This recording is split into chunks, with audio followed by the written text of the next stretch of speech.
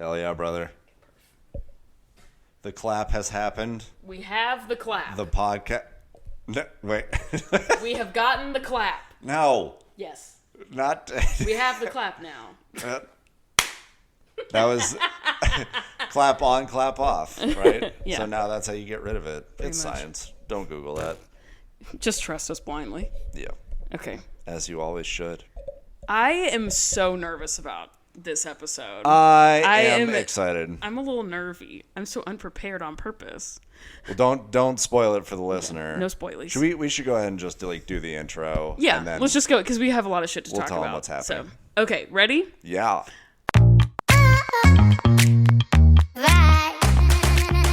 Welcome back to the Pyramid, guys, gals, and non-binary pals. My name is Amanda, and I'm your host every single freaking week, except for the weeks that I'm not. Like this week, because I'm Eli, the dipshit participation trophy of co-hosts, except for today. Because today, Oh my god, I'm running the show. Wow, I live for the times that you put in effort. It really sets my soul aflame. I need you in to a good know. way.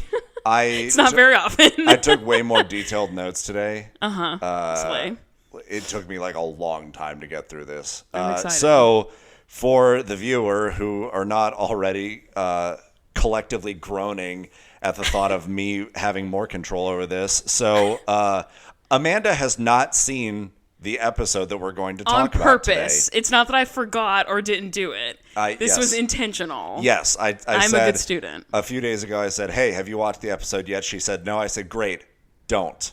I am going to watch it. I am going to take detailed so notes, scared. and I am going to recount the episode to you so that you can react A la- in real time." A la the format of The Dollop, who Yes. we should give a shout out to. The inspiration is from a podcast that I absolutely adore called The Dollop. You guys should definitely check it out. It's an American history podcast. One guy does a bunch of research and about a given topic or person or whatever, he reads it to his stand-up comedian friend who then they riff on it and stuff. And so I thought stand-up that's a comedian friend. great idea. And now Amanda gets a chance. I couldn't think of a good enough reason to not do it when you asked me. You're like, we should do it this week or later. And I was like fumbling around for a reason why we shouldn't do it. And I was like, I guess we'll do it this time. Just kidding. I'm actually really excited about this because this is spun out of the time that we watched like almost 2 different episodes. Yes. Because I watched an episode of Dance Moms on Disney Plus and you watched it on Hulu, and Disney Plus, for some reason, the edit they put up was half the length. I missed like it was an hour and a half episode and I only got 45 minutes. Right. So I missed like several actual real plot points. Yes. And it was really fun to just like sit back and like be, I guess, how you are, where it's just like, I don't really know what's going on and you do. So I'll just sit here and be goofy. So I'm ready to access my himbo energy today. I hope you're ready to be I'm on pumped. your goofy goober shit. Hell yeah, I love brother. being on my goofy goober shit. So real, actually. So before we get to that, though, we should go through our pyramids. We of should. life. Do you want to start? Because you're me, so I usually start. So do you want to start? I usually start. Oh, really? I just assumed I would start. 'Cause I'm already on your goofy goober shit. Because I'm the more annoying of the two. Okay, I'll go first. The bottom of my pyramid is that my record player fucking fell over at work on Friday. Did you notice? I did, yes. Aw. Belly up. The bitch went belly up, and I don't know how, but my roommate alleges that it was my Roomba was on like the path of destruction and knocked it over, and she sent me I think it was Liza. I think it was Liza as well. Who is so adorable. It's like almost causing me physical pain. But I'm not super like convinced that she didn't do it. Because it Is she not here right now? Who, my roommate? Yeah. No, she's not here. Oh, okay. No. I was like, you're talking shit real loudly. No. No, I'm not convinced Liza didn't have something to do with it. I And my see. roommate would never do something like that. That would be fucking crazy. Okay, all right. No. She said that she was getting ready and she heard it crash down and the Roomba was like Near. around it. But it fell like face first. And the Roomba, when it bumps into something, it like redirects. It bumps into furniture all the time. Yeah, I think it was her. So anyway, it worked out that everything was fine. The record player, somehow, some way, my relatively expensive record player survived and is Hell yeah. totally fine. The needle didn't even break. It's totally fine. All of my records are good. but like seeing it in like she texted me like a picture of the destruction and the rubble while I was sitting at my desk at like 11 a.m. on a Friday. And I was like, fuck, this is the worst. I can't go home and like whatever. But my roommate did say it was really funny because she thinks it was the Roomba, and she said that when she ran downstairs to see what was going on, that the Roomba was like quickly like vacuuming Scurrying. up all of the like little bits and all that. So it's almost like it was trying to like clean up the crime scene or like, Mom don't tell can't mom. see. Yeah, don't tell mom. Fuck. Shut up. Yeah.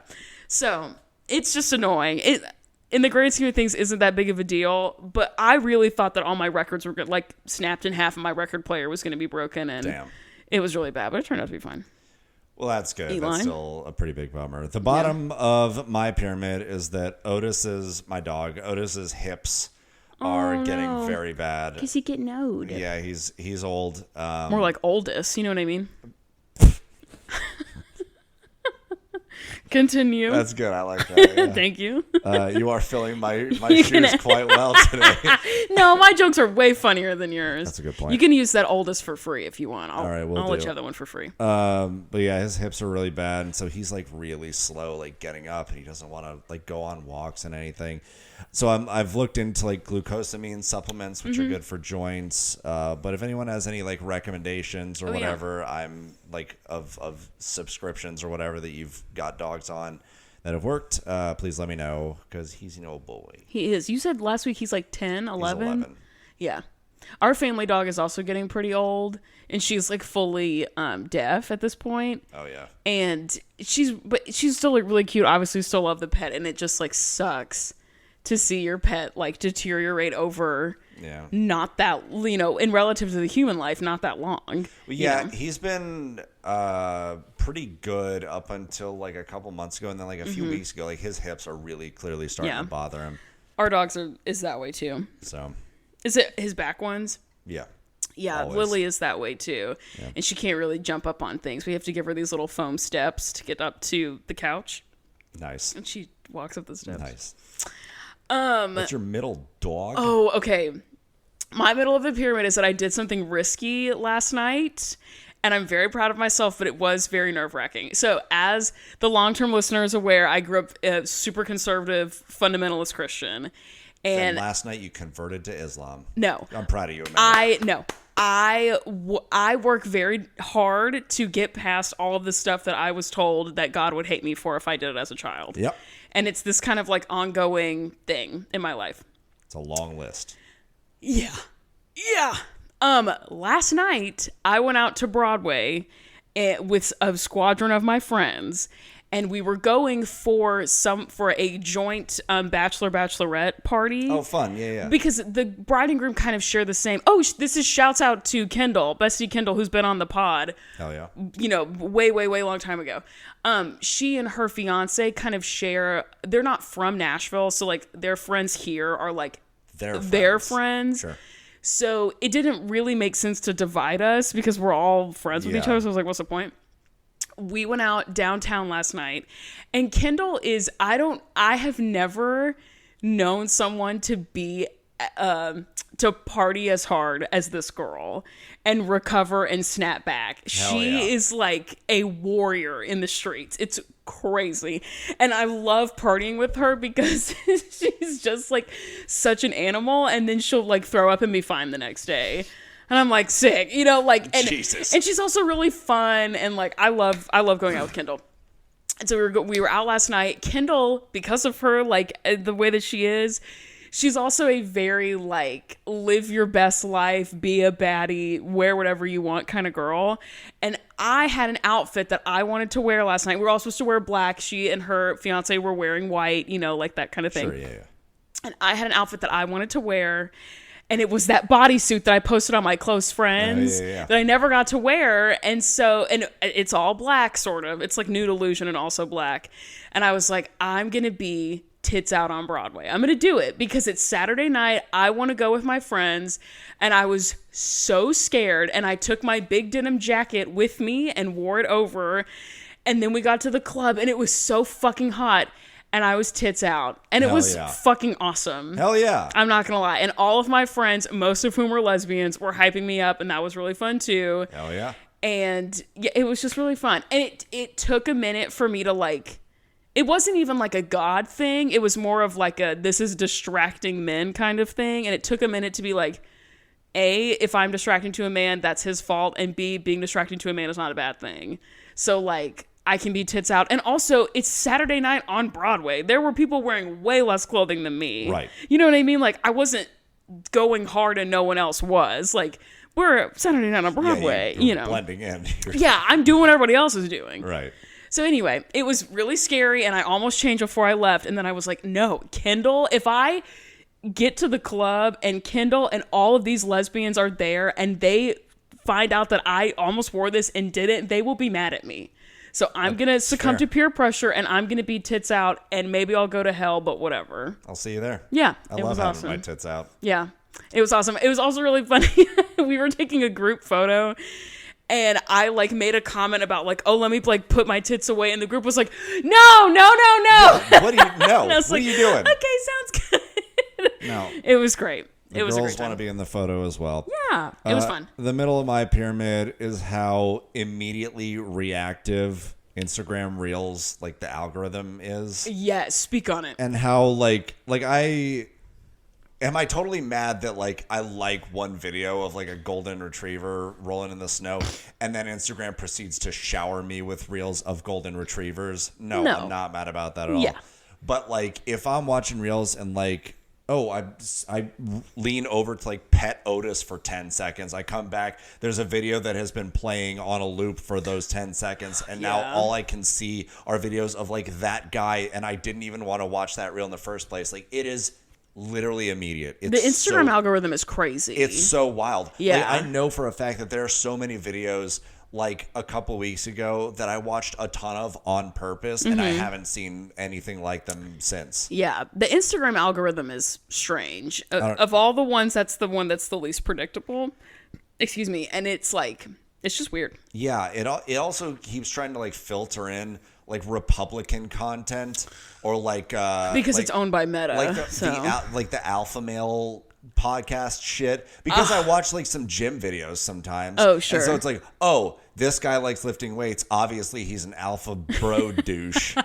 Yeah. And you should see how fast my thumb scrolls away from on those. TikTok. I don't know if it's the same way on Reels because I'm not 40, so I am on TikTok. What the fuck? But there's an option on TikTok to hit the not interested button. And sometimes like you hit like the 3 dots and it will say like not interested with like a little like heartbreak logo next to it. And so if I see stuff like, I don't see stuff like that, but anytime I do see stuff that I don't want to see, intentionally it's like not filter it out. interested. And it takes it not right out, but it does filter in less. Okay. So I wonder if there's an option. Yeah, I haven't even looked. I just felt like if I scroll away from it quickly enough, it's like it never no even watch happened. time. It didn't even show up. Yeah. So that's my middle. Like sometimes it's good, but it's really annoying right now. Yeah. You say what your top of the pyramid is. I forgot what mine is. I'm gonna have to check my notes. You go first. Okie dokie. The top. Oh my God. He just sent me a reel. The top of my pyramid, actually, I have 2. The first of which was my family Passover Seder a couple weeks ago. Shabbat Shalom, motherfucker. I forgot about that last week. Yeah. That's very exciting. One of my cousins hosted, and there were like her daughter and husband, and then like their 4 grandkids, or like her 4 grandkids were there, and then my brothers were there. Our significant others were there, except for Chandler. Shout out to Chandler for skipping the Passover Seder. She had a good reason. It's fine. I'm just mad about it. But then 3 members of Girl Lunch came to the Passover Seder. Oh, were they the ones that were supposed to come to my housewarming party and went to my parents' house on mistake? Yep. Same ones. And they told that story. You robbed me of that. So Erica, friendship. Ray, and Valerie were 3 of, I think Cassidy was also a part of the crew that was heading to your housewarming party. But she didn't go to Passover Seder. But that's okay. We still love you, Cassidy. But yeah, the 3 of them made sure to tell that story. Good. At the Seder. Because it makes you look dumb. I got clowned on yet again. Yeah. Yeah, I deserve to. But anyway, Ray, Erica, and Valerie, love you guys. And they had a great time. Because the 2 of them had gone to Ray's Seder like a week before, which was a little bit more traditional. It was still like I described to me as being kind of like a little quicker moving than most, but like ours was a fucking Seder speed run, dude. Yeah. We flew through it. We're chugging wine and having food, and it was loud and obnoxious and a great time. So awesome. That was the first of my tops. The second is a good rot day. Just speak on it. Just where you have. I was having one today before you showed up. Me too, actually. Me too, and that's what. Is that why you pushed back 30 minutes because you were rotting? No, I was in the middle of a video game thing. Oh, okay, that's fair. Which is part of it. So a rot day for the uninitiated is a day where you have no plans, no errands, no gym if that's your thing, no cleaning, no nothing. You have no responsibilities. You spend the whole day just like nuzzled up, preferably horizontally or as much as you can, and just like veg out. You play video games, you read, you watch TV, you do nothing. A good rot day, it's so good for just like a total mental reset because you have nothing to cloud whatever you're enjoying right then. Yeah. I love me a good rot day. I did do a home project today during my rot day. It looks delightful. But it's like, thank you. That's like stuff that brings me joy. I think like because of my anxiety, I can't do nothing. But if I like have to do something, I'm going to do something that I enjoy and not something that I feel like I have to. So like on rot days like that, I sometimes won't go rock climbing because it feels like climbing. Yeah, I like have to, or like, oh, I need to go get my money's worth out of my membership, so I'm going to go for that purpose. If that's the feeling, I won't go. If the feeling is like I haven't been in a long time and I enjoy it, then I'll go. Or like I didn't have to do this DIY project today. I got to. But I wanted to, and I like, so if I can't sit still like that, I can't just like be doing nothing, but I'll read or I'll do something that like brings me joy, Absolutely. What is your top of the pyramid? Speaking of books, how long have we been going? Can you keep an eye on that timer? I think it says 14 minutes. I have to reset. 16 minutes. Okay, I have to reset the camera every 30, so I'm just making sure that it doesn't cut us off. 17, just kidding. Slay. My top of the pyramid is a book that I read in 2 days, which is alarmingly fast for me. Or maybe like 3 days. I don't read that fast. It is a book called Slonim Woods 9. Slonim is spelled Slonim, Woods, and then the number 9. It is about a cult that got started on the campus of Sarah Lawrence University. And it's like, I had never heard of this story before. I had no idea this even happened. But I was listening to a documentary recap podcast where they watch documentaries and talk about them, true crime specific documentaries. And they watched the one that was on Hulu about this. And I was like, how did I miss this? Like, how did I not know about this? Whatever. And in the docuseries, they were like, oh, one of the guys who was in it and like obviously escaped wrote a book about it. So like, if you're looking for more info, whatever, pick up a book. And so I went on a work trip last week and I was gone. When did I leave? I left. It was like Sunday through Wednesday, I think. And the flight, we went to Key Largo from Nashville. So the flight was like 2.5 hours. And I knew while I was there, I was going to be running a lot of errands and I was going to have to like pick up deliveries and manage deliveries. And I needed like an audiobook to do all of that too. Sure. So I was like, oh, this is an interesting topic. I did not know this cult existed. I'll get this on my Kindle and I'll get the audiobook. It is fascinating that the thing happened. And the guy, Dan Levin, who wrote the book, who was in the cult, he went to Sarah Lawrence for writing, and he won a lot of like awards and like what are they called, fellowship programs and things like that for writing. So it's also written very well. And I like could not read it. Like if I had a free 5 minutes on site, like with the job that I was doing, I would like pick up my Kindle and like read it like 2 pages. Like I couldn't not think about it and not read it. It was so good. So if you're a true crime person or like a culty sort of person, if that's one of your special interests, Slonim Woods 9, the docuseries on Hulu is called Stolen Youth, The Cult of Sarah Lawrence. It's so good. It's very heavy. It's cult stuff. So there's some shit that goes down, but it's written very well, and the docuseries is shot really well and tells the story really well, and it was great. It was awesome. Alrighty. Oh, I have to read an email from Addison. Shut up. Hang on. Jesus Christ. Wait. Shut up. Hang on. I just remembered. That like startled me a little bit. You just saw me remember that actually in real life. That was not a joke. Okay.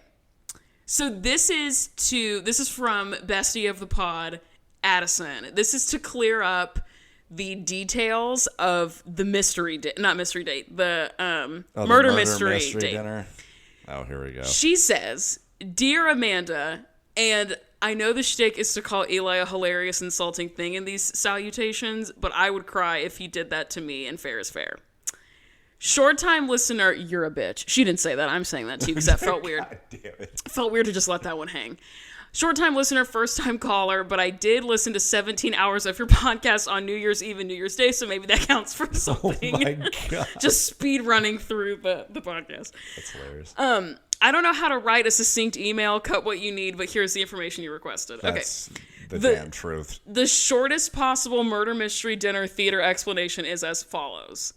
I throw an absolutely ridiculous birthday party every year because I am arrogant and also because I deserve it. Slay, Addison, slay. She always asks, do I not deserve it? Yeah. Like, about everything. Literally, women deserve every cool thing ever, so she absolutely deserves it.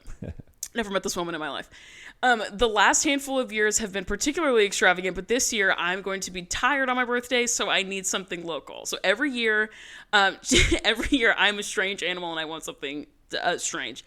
My best friend, shout out to Jessica, had the brilliant idea to host a murder mystery party and then found one for us to check out and see if we like the concept. So they're doing recon at y'all's date. That's what that is. She didn't tell me this at all. That's okay. You would have forgotten anyway, probably, so it's fine. The information we received when booking the tickets was this. It is at a hotel. We can have spaghetti, chicken, or vegetable ziti for dinner, but actually there was no spaghetti. There wasn't spaghetti. That's literally a crime. That's false advertising. Going from 3 entrees to 2. We need to file a class action. And one of them being a veggie option. Your options are chicken or veggie. That's insane. To be fair, they both got the veggie option, and they both said it was good. Whatever. The information I relayed to my loving boyfriend, who I graciously invited to join us, was the same. No other details were given, and a fine time was had by all. For the record, our team won a certificate, and Jessica, who was recruited to be a character, won Best Actress. Slay. She did. Yeah, she did a great job. My pyramid, since I think the emails also usually include these, is as follows.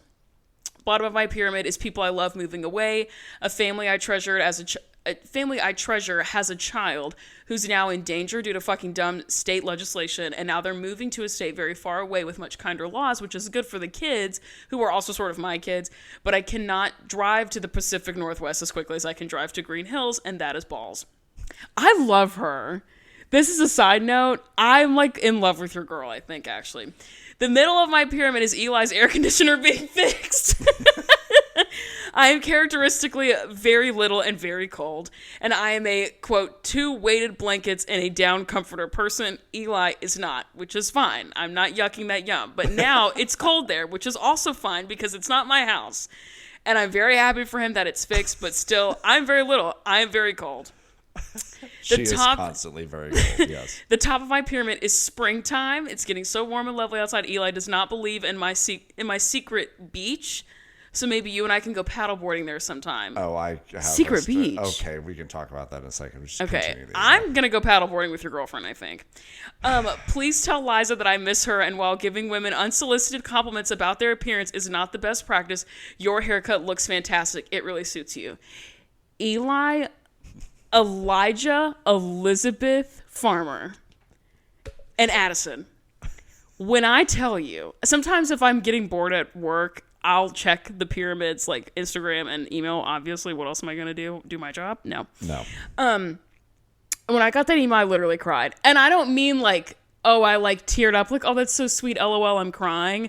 I mean, I had to like step away and like let tears out of my eyeballs. I was so overwhelmed.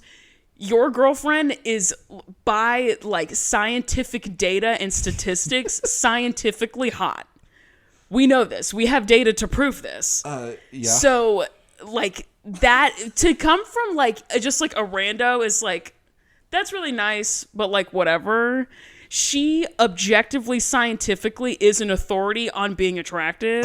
So for her to be like, I have the data to back up what it means to be hot and your haircut suits you, sobbing, unwell, screaming, crying, throwing up, pissing, shitting my pants. Oh my God. Because she said that my new haircut suits me. And I was like, I'm going to jump off a cliff. In excitement. It means so much less coming from me, but I also think that. Thank you. I don't care. I literally... Just kidding. Thank you. I was freaking out. Anyway, so that was very nice. Now that I have more context of the murder mystery thing, it does make me like more sympathetic to you that it truly was no one knew what was going on. It wasn't just you being like, I don't know what's going on. It was like on purpose, no one knew what was going on. It was like this ambiguous situation, and then it was like, oh, this is kind of weird. Yeah. So thank you for the email, Addison. Love you. Yes, indeed. Love you, bestie. The secret beach. She has told me that there is a patch of sand near water somewhere in Antioch, Tennessee, where we live, right? Where you and I live, right? She tried to take me there one time and could not find it. And so now you think she's lying? We went to two separate places. She just straight up could not remember where it was. She couldn't tell me an address or like. That's amazing. Yeah, or anything. And so we went there. And so you're like, now you're a fucking liar. Well, now the running bit is that there is actually no secret beach. But my plan... Secret beach. My plan backfired because I said that trying to get her to take me like, oh, I guess there's no beach. Oh, yeah, and she would be like, oh, I'll show you this beach. And then we go there and have a great time. But now she's just like, no, I'm just not taking you. So when she takes you... Addison, if this doesn't work out with Eli, call me. That's amazing for her to just lock down and be like, actually go fuck yourself. Yeah, out of spite. She's like, yeah, we're just not going now. That's amazing. Yeah. That's amazing. So, yeah, so that's where she and I are Fuck you, we're not going. Yeah. Yeah. Addison, I still want to go, by the way. No. I do. We can go together. I'll third wheel. Y'all can have a date, and I'll third wheel. Sounds great. All right, you ready to get into the content of this episode, Broseph? Yes, let me restart the camera, and then yes. Got it. Okay, hang on.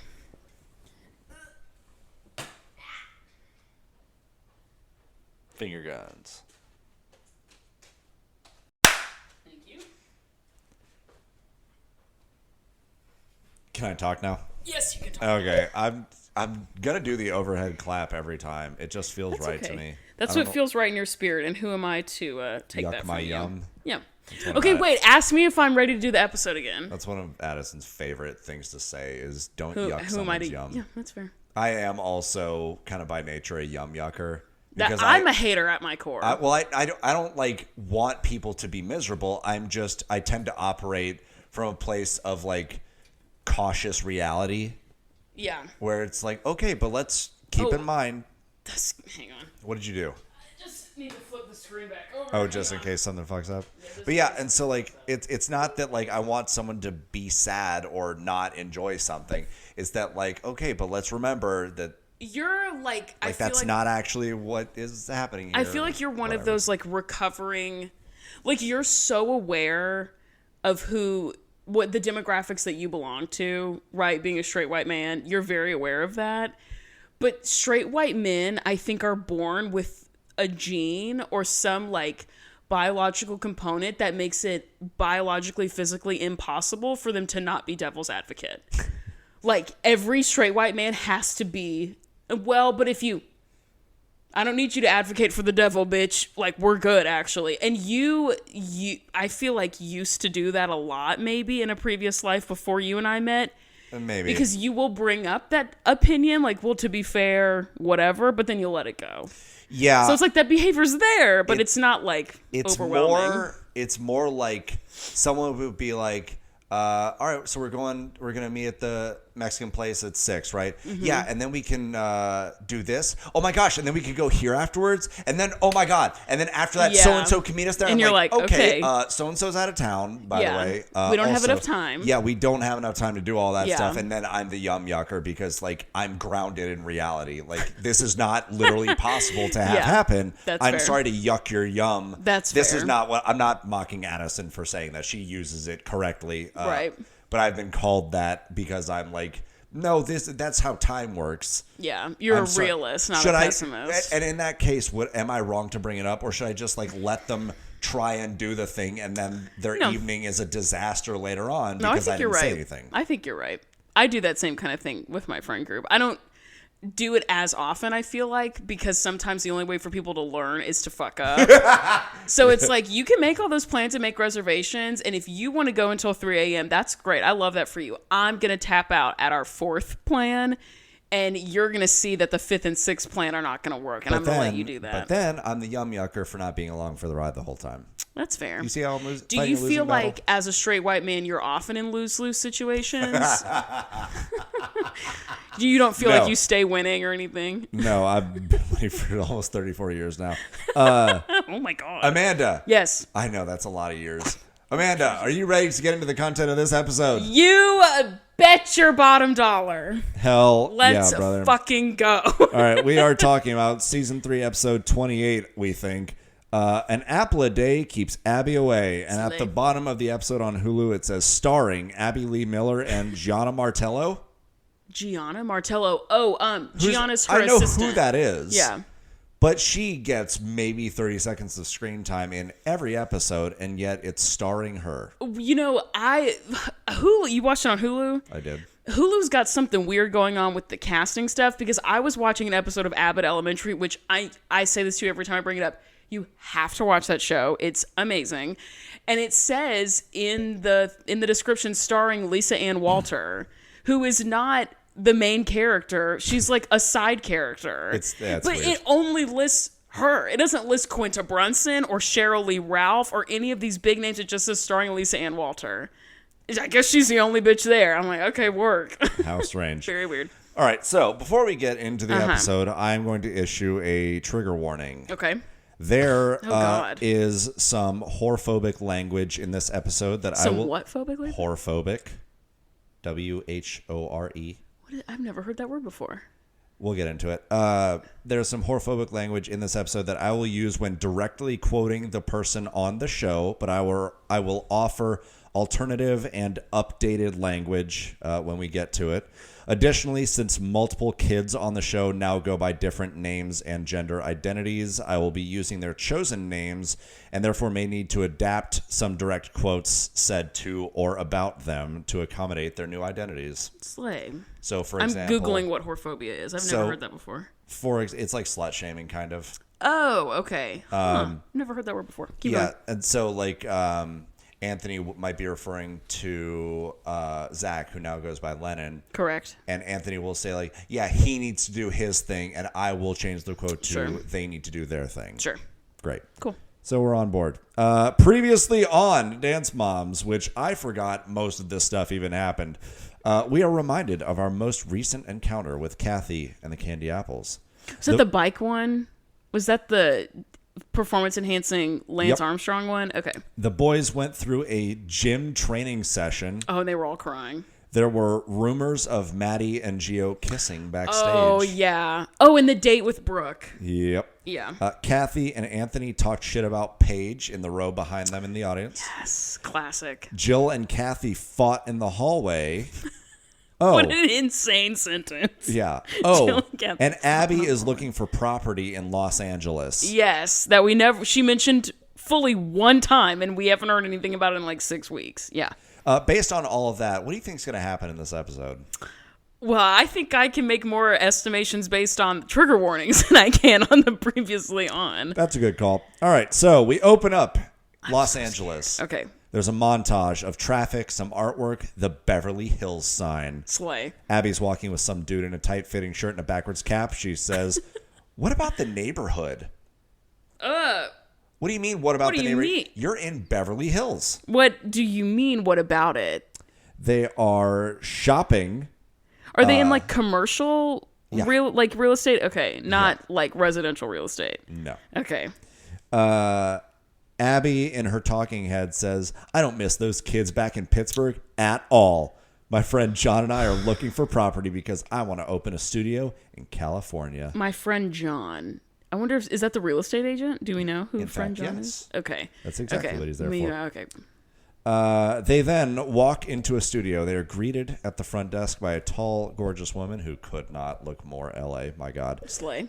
Abby says, we'd like Putting to the LA in Slay. You said I could interrupt you with dumb jokes. Yes. I'm here.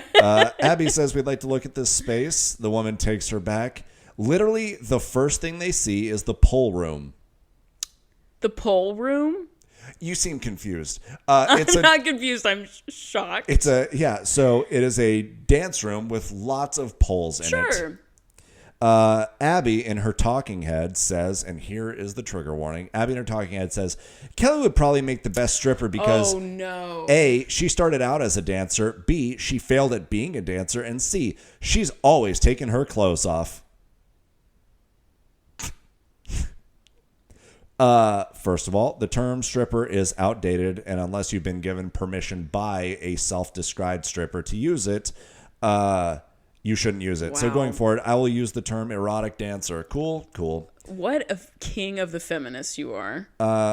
Amanda, do you agree with Abby about Kelly? No. Who do you think would be the best erotic dancer among the dance moms? It would be Holly. Holly? She's the only mom of color. So obviously she's the only mom who has rhythm and the only mom who can like actually do something cool. All the other pasty white moms, there's no way that they can shake and jiggle the way they're supposed to. I feel like Holly's the only mother of color. Are you kidding? That's fair. She's the only one who could probably keep time in a dance. All the other moms would be step touching and not knowing what to do. Yeah, I don't know that keeping time is as much the issue. I think the comfortability being... Oh, you mean confidence-wise? Scantily clad. Just the best at it. It would be Jill. If we're talking about confidence, it's Jill because Jill's delusional. Oh! So Jill can just like tap into whoever her like onstage persona is and be like fully out of touch with reality. She'd put on that fuck-ass fedora. Yeah. Yeah, if we're talking confidence and delusion, it's Jill. If we're talking who is probably the best objective dancer, it's probably Holly. I would say the best actual dancer might be Holly. Yeah. I might agree with that. She actually... There's an episode where the moms dance in the recital, and the only one who knows what they're doing is Holly. Ooh, good point. Do you remember that? Nope. It's like... It's a long... You may not have been on for this. It was like in season 1 when Kathy was taking Vivi to be Abby's student. It was just like way back in season 1. Oh, wow. That is wild. And there is a part where the moms are doing a dance. And it's like, oh, our goofy little moms are performing. And the only mom who can really like do anything is Holly. Kelly can kind of do something because she did used to be a dancer. But like... Holly's got her shit down. Yeah, you know what I mean? Kelly does get naked a lot, though. That is true. It would be Melissa. Frequently. Melissa's talking about showing her butt to people. Melissa and Kelly are always walking around naked. Nah, Melissa's way too weird. I don't know. Which of us would be the better erotic dancer? You. Because you have delusional confidence. My confidence is grounded in reality. 2 follow-up questions. What would my erotic dancer name be? And what color pasties should I use? Hot pink or hot pink could be both. Hot pink could be your stripper or your dancer name, and your pasty color of choice. Yeah, hot pink. I know men don't tend to wear pasties, but we're all about equality on this here podcast. Slay. And I want to wear them. I was thinking of getting 2 pictures of Otis's face. Totally. Yeah. That's what I'm thinking. Hot pink. Cool. Coming to a stage near you. You dance to only Pink songs. Careful what you wish for. Your like breakout number is "So What" by Pink. That would actually be kind of a slay. That song fucks. Hell yeah, I love that song. Abby, they walk into another room. Abby tugs on some acro ribbons that are attached to the ceiling. Have you seen these? Oh yeah, like aerial silks. Yes. She then tells her friend John that she just had a structural engineer come check out her roof in Pittsburgh so she could put those in because she wants to be one of the first studios in Pittsburgh to bring them to her students. It's good to have ambition. It is. Also, she says one of the first studios, meaning someone else has them, which in I don't know, whatever. Way to aim for the middle, Abby. In her talking head, she notes that you see silks and hammocks and stuff in award shows, Cirque du Soleil, not Circus Olay. So I love Circus Olay. Yeah. That was so funny. I forgot about the that. Mexican circus. Circus So Olay. the more training that my dancers get, the more multifaceted they become, the better chance of success that they have. True. Fucking yes. Yeah, Correct. true. Also, those silks are a great workout, I hear. Oh, yeah. People who do that kind of shit, like, are ripped. Like gymnasts. Yeah. Yeah. They walk out. Abby Look at says, Liza. I'm sorry. I know, she is just... I'm going to take a picture and post it on our Instagram. She is it. sleeping like a little cherub angel baby. Oh, yeah. She's just plotting her next attack, though. She's dreaming of destruction. That's a great metal... That's a great metal band name, I think. Dreaming of Destruction. Dreaming of destruction. That's a kind of an 80s band name. It's like really on the nose. Like a hair metal band. Yeah, absolutely. Oh, yeah. Glam rock. Oh, yeah. Yeah. Abby, as they're leaving, says, I'll definitely be back, but not to teach any children, just to learn some moves. And she grabs one of the poles. You're going to let that one go? All right, Do cool. your one, girl. Abby, in her talking head, says, seeing these studios out here really makes me think of making a permanent move. I'm sure Maddie and Mackenzie would follow me here, but I'm not sure about those other kids. Okay, weirdo. Whatever. Weirdo for saying that. Maddie and Mackenzie don't have a say in the matter. Abby. Yeah, and like... Melissa does. It's interesting that the point of context for that is the allegiance of the children. Yeah. The children are not allegiant to you. The children are children. Yes. It's the moms. So, like, to me, it's like... I'm going to have a hard time explaining this, but, like, go with me here. I'm doing my best. When Abby says things like Maddie and Mackenzie would follow me here, she means the kids. Yes. When anybody else is saying that, they mean the moms. Yes. So if we're talking like the stream of connection in Abby's brain is her to the kids, but everybody else, moms included, know that like, well, it doesn't matter if the kids would. I, Melissa, have to. But Abby doesn't think that. And so if Melissa is saying, oh, Maddie and Mackenzie would absolutely follow Abby to LA, she means like we as a nuclear family. Yes. Abby doesn't think like that. No. She's like, no, these two children They would control follow me. Yes. It's very like They have a say in the Arrested matter. Development, like I need the approval of children. It's very strange to me. Dude, It's weird. It's like from two former educators who also like our careers were dependent on the approval of student body. It's weird. Like Yes. this is not I want my students to enjoy my class. This is I need my students to be my friends. Yes. And that's bad. Yes. That's very bad. I need to turn on Do Not Disturb. I'm just getting lit up right now. This is So wild. popular. I Do Not Disturb. Oh, God. And a boomer operates his phone that he's you want me owned to do for it? months. No, it just scrolled back up as soon as I brought that down. Here we go. We cut then to the Candy Apple. It's okay. I never get lost in my notes ever. Yeah, it's never happened once. No. We cut to the Candy Apple studio. We're in a lineup. There are 3 boys and 3 girls. This is new. This is new. Kathy welcomes back the boys, Jalen, Nikki, and Lennon. They are now known as. Mm-hmm. It was Nick and Zach, but Nikki and Lennon are their given names now. And then Kathy... At the time, we're presenting as boys. Correct. Yeah. Correct. Yeah. Kathy refers to them as the girls and the boys. Sorry. Sure. She then welcomes the girls to the team. Kathy, in her talking head, says, after losing to Abby, this is going to be an intense week.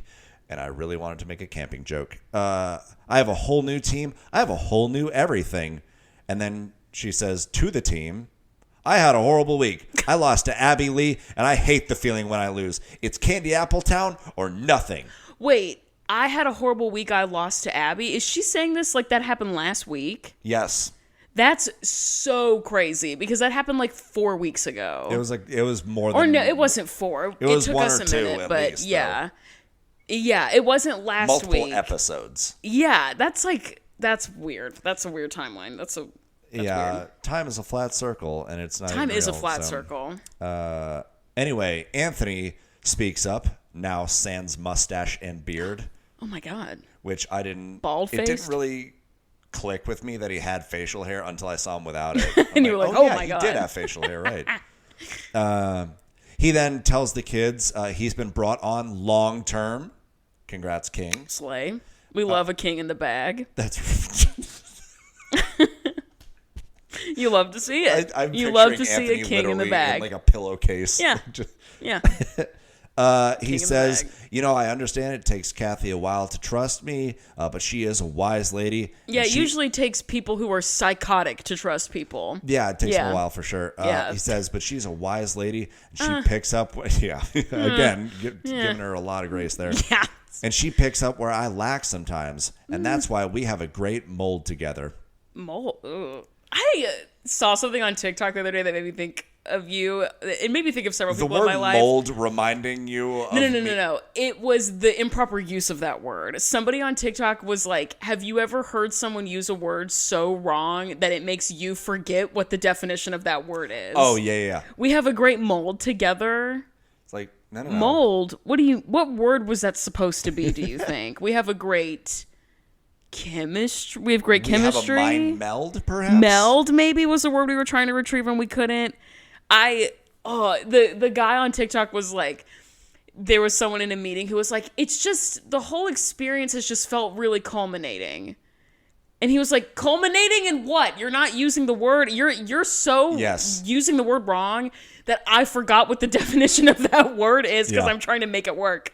For sure. Whatever. They have a great mold. Whatever that even means. He says, she picks up where I lack, and that's why we have a great mold together. And I thought, isn't that nice? Yeah. 2 seconds later in his talking head, he He's like, says, "I'm gonna I like fucking working kill her." here because I like a challenge, and Kathy gives me a good challenge.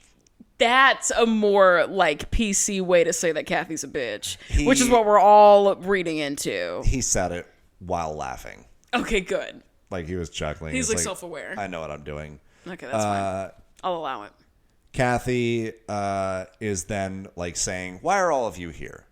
She says, where am I? What day is it? What city am I in? She says and I'm just for the sake of brevity, instead of saying those presenting as boys, I'm just going to say the boys. We understand that there has been some change in gender identity. Yep. She says, the boys are back because, well, you guys have been here. The girls are handpicked and have star quality. The boys are here by default. And she literally they was are the just leftovers. Like, you guys are here because, well, you've been here for a few weeks. The girls, you are handpicked and have star quality. And oh my God. Wow. That's really devastating to the boys that they don't have star quality, apparently. Evidently. That's brutal. She then picks out one mom in particular named Yvette and says, I'm especially happy that you're here. And Yvette looks like she's tearing up. I think that's Gino's mom. Yvette. Or no. No. Wait for it. Yvette, in her talking head, says that Kathy and I have the same goal, beating Abby Lee. And then there's a flashback. Oh, I know who she is. It's in black and white. Of course. And yes, that is to show that time has passed. How would we know it's not current day if it's not in a sepia tone? That's right. So it's in black and white, and it's a flashback of Hadley dancing. Abby looks bored, almost disgusted, and then she says the infamous line. You look like roadkill. Should I say roadkill? You got it. Same girl. Back with a vengeance, baby. And her mom is one with the blonde hair, and she's super tan, and she's like, her face is really little. Yes, she's very like, big, bright, toothy smile. Yep. Yeah. Kathy then addresses Campbell, a new girl. Okay. Allie. Is she from the audition in New York City? I don't remember. know. Maybe I can't remember. Maybe. Allie is Campbell's mom. I will try to remind us of this several times. Thank you so much. That's also largely for my sake. So Kathy addresses Campbell and says, you have an amazing presence. Allie, her mom, in her talking head says, I want Campbell to join Candy Apples because Kathy wants her dream team and she wants to win. Okay. That's not a great reason. Why do you want to join Shouldn't be for someone else. It should be because you want to do Kathy it. wants to win. So we're going to be on the team. What do you want, though? Do you want to win? Yeah, I know what you're meaning, but you didn't say that. No. You're saying, like, I'm happy that she's here because I know that my daughter can be a contributing factor to a winning team. Right. But what you said was, I'm going to do whatever somebody else wants me to do so that they can do what they want. Yes, we're going to help Kathy achieve her goal. Right. It's like, that's not, I don't think that's what she meant, but that is what she said. Yeah, it was clunky for sure. Yeah, then for sure. There's another girl, Mary, spelled with an I. Slay. She loves being different. She is the dancer. Gina D is the mother. Okay. We call her Gina D because there already is another Gina mother on the team. Okay. Ooh, I'm gonna Gina get D, these I girls kept confused. reading, because I'm a child, I kept reading it as Gina D because I'm a 12-year-old boy. Totally. So I'll do my best to not have a Freudian slip. 34 going on 14, I swear to God. Yeah, exactly. You know what's actually crazy about you, for real? I was trying to crunch the numbers the other day. You and I met in 2018. Yeah. We've been friends for 5 years. 18, 19, 20, 21, 22, 23, 24, almost 6 years. You have been that way the whole time. I want the viewers to know I am now currently on iteration 4 of my life since we started knowing each other. I think just got out of college, starting teaching, leaving teaching, and that transient period, and now home ownership, mental stability slay. You have been in undisturbed water the whole time. I've never known Eli to go through a crisis. I've never known Eli to feel a feeling other than moderate discomfort. I've never known Eli to I have experienced some of the lowest points of my life, not because of knowing Eli, lol, but whilst knowing Eli. And I have been a very self-admitted turbulent individual since we became friends. You are just the emoji that's just the one that's just a little smile. Chilling, dog. Not the teeth, not the giggling, not the crying, laughing, but just the one that's just the whole fucking time. Moderate to not even to severe discomfort. Moderate discomfort and dick jokes. And that's the title of my memoir. And that's it.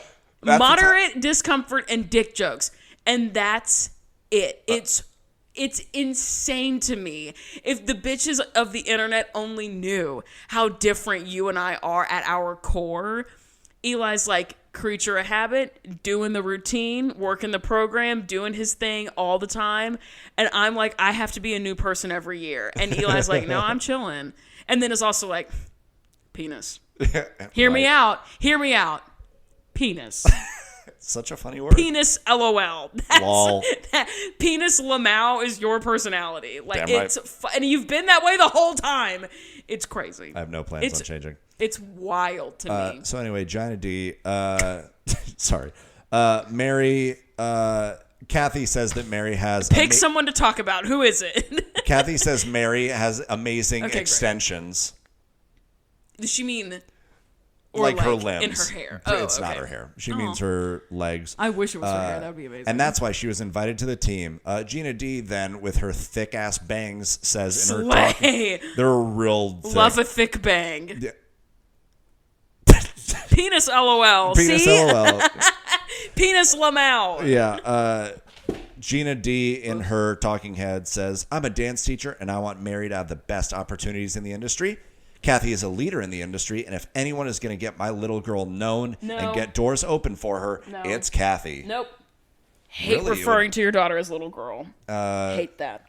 Yeah. It just makes me uncomfortable. That's a personal preference. That's a yum I am actually going to yuck real quick. Okie dokie. I just think it's weird. So you're already not liking Gina D. That's interesting. Do we hate her by the end of it?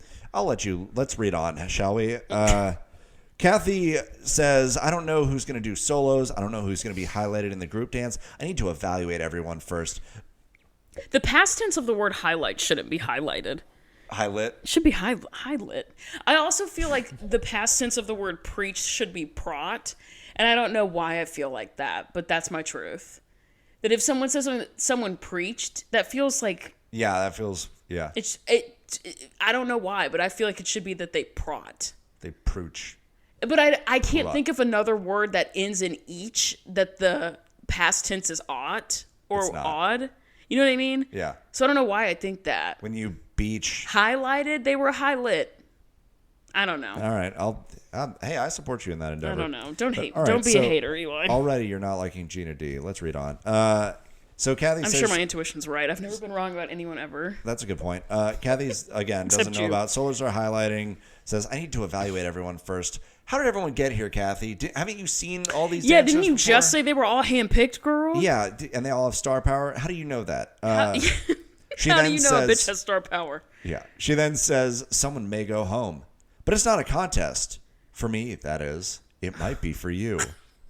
So we're just talking out of our ass. Yes. Great. Got it. Heard. Kathy Got has it. never prepared a sentence before saying it in her life. That meme of Michael Scott that's like, sometimes I just start a sentence and I have no idea where it's going. Yes. Yeah, that's Kathy for real. She consistently gets caught in the middle of a sentence that she had no intention of like going. She's like, where oh, it I was guess I'm going. going to keep talking. No one's going to cut me off. I'm going to keep speaking. She then follows that up with, it's not a contest, but it might be for you. She says, I need a team that's going to defend me come hell or high water.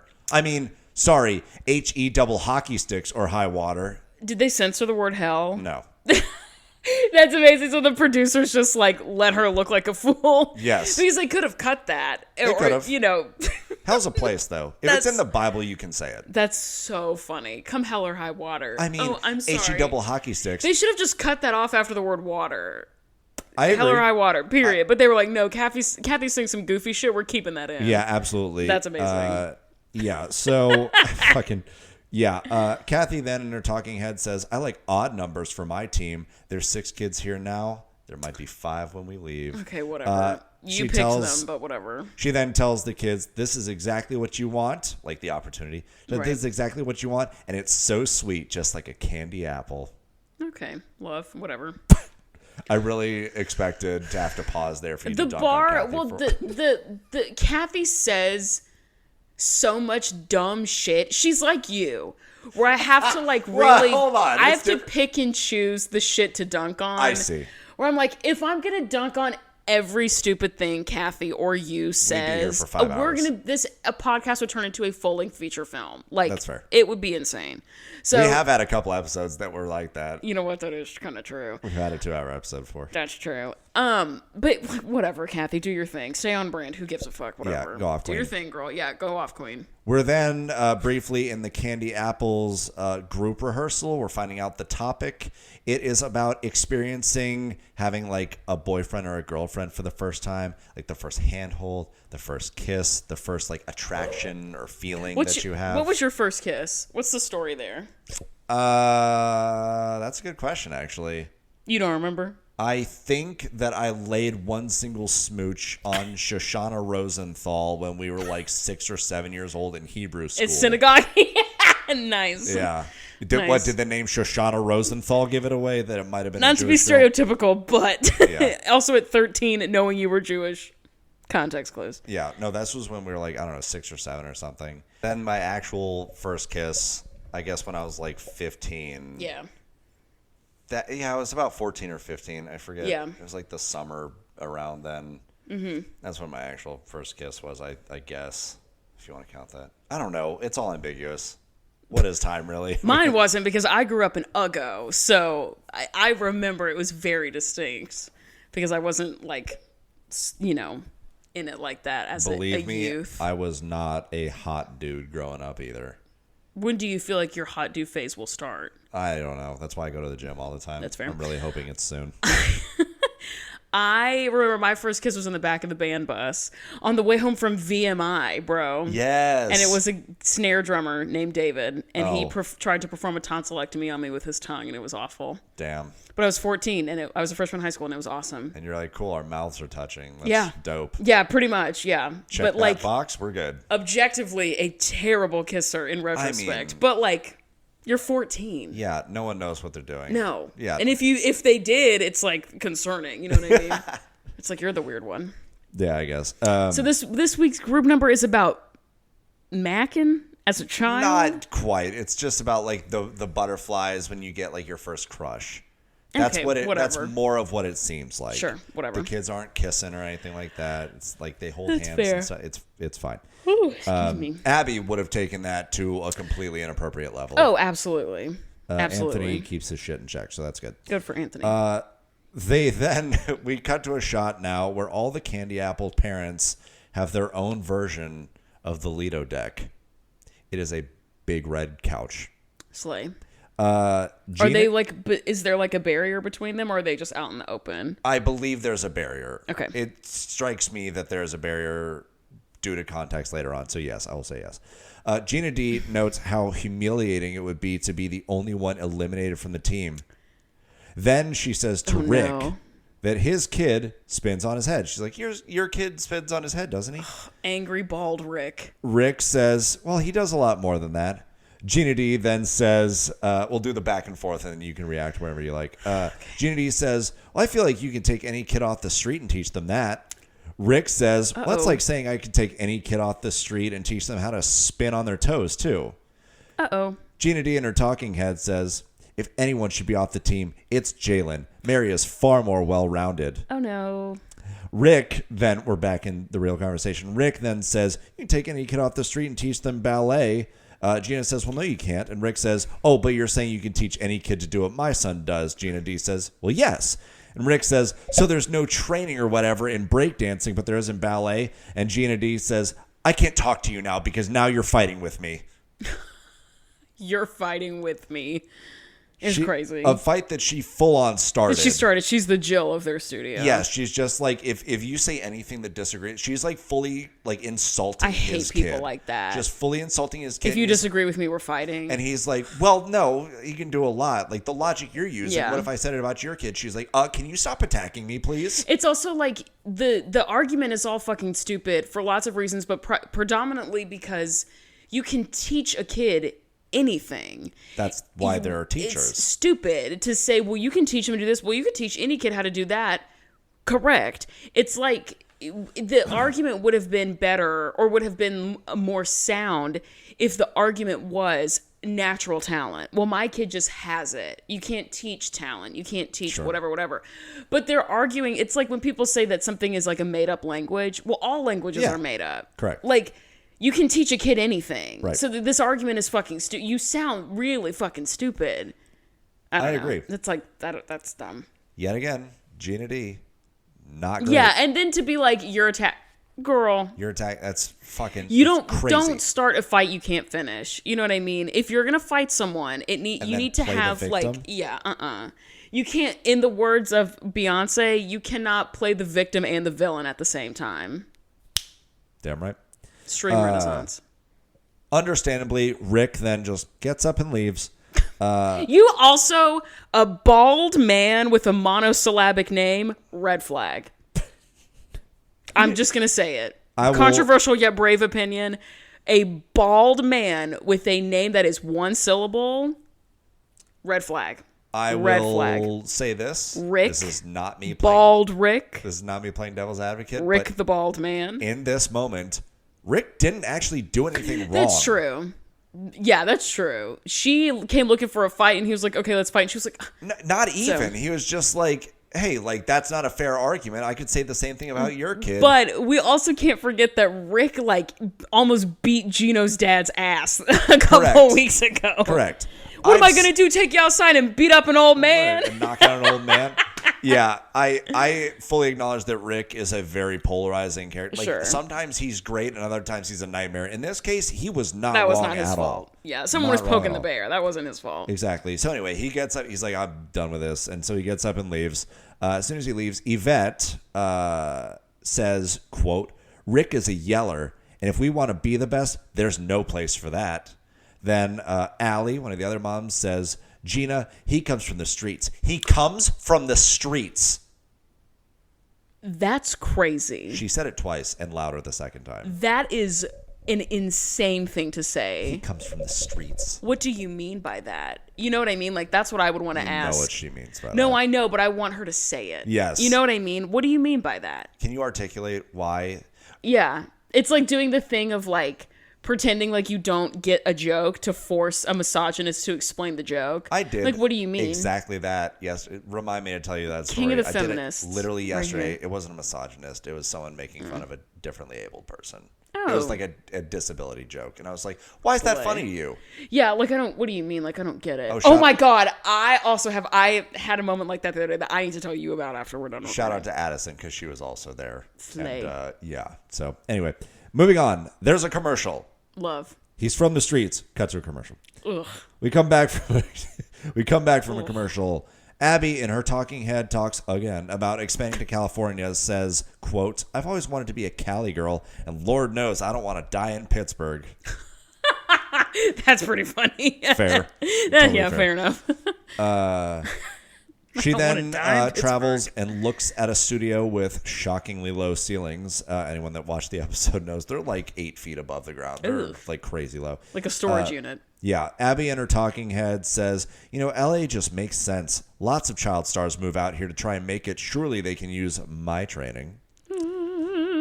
Surely this land is full of children I can prey upon and exploit for my own personal gain. That is also how I heard that. Which spoiler alert is what happens. Continue. Yeah.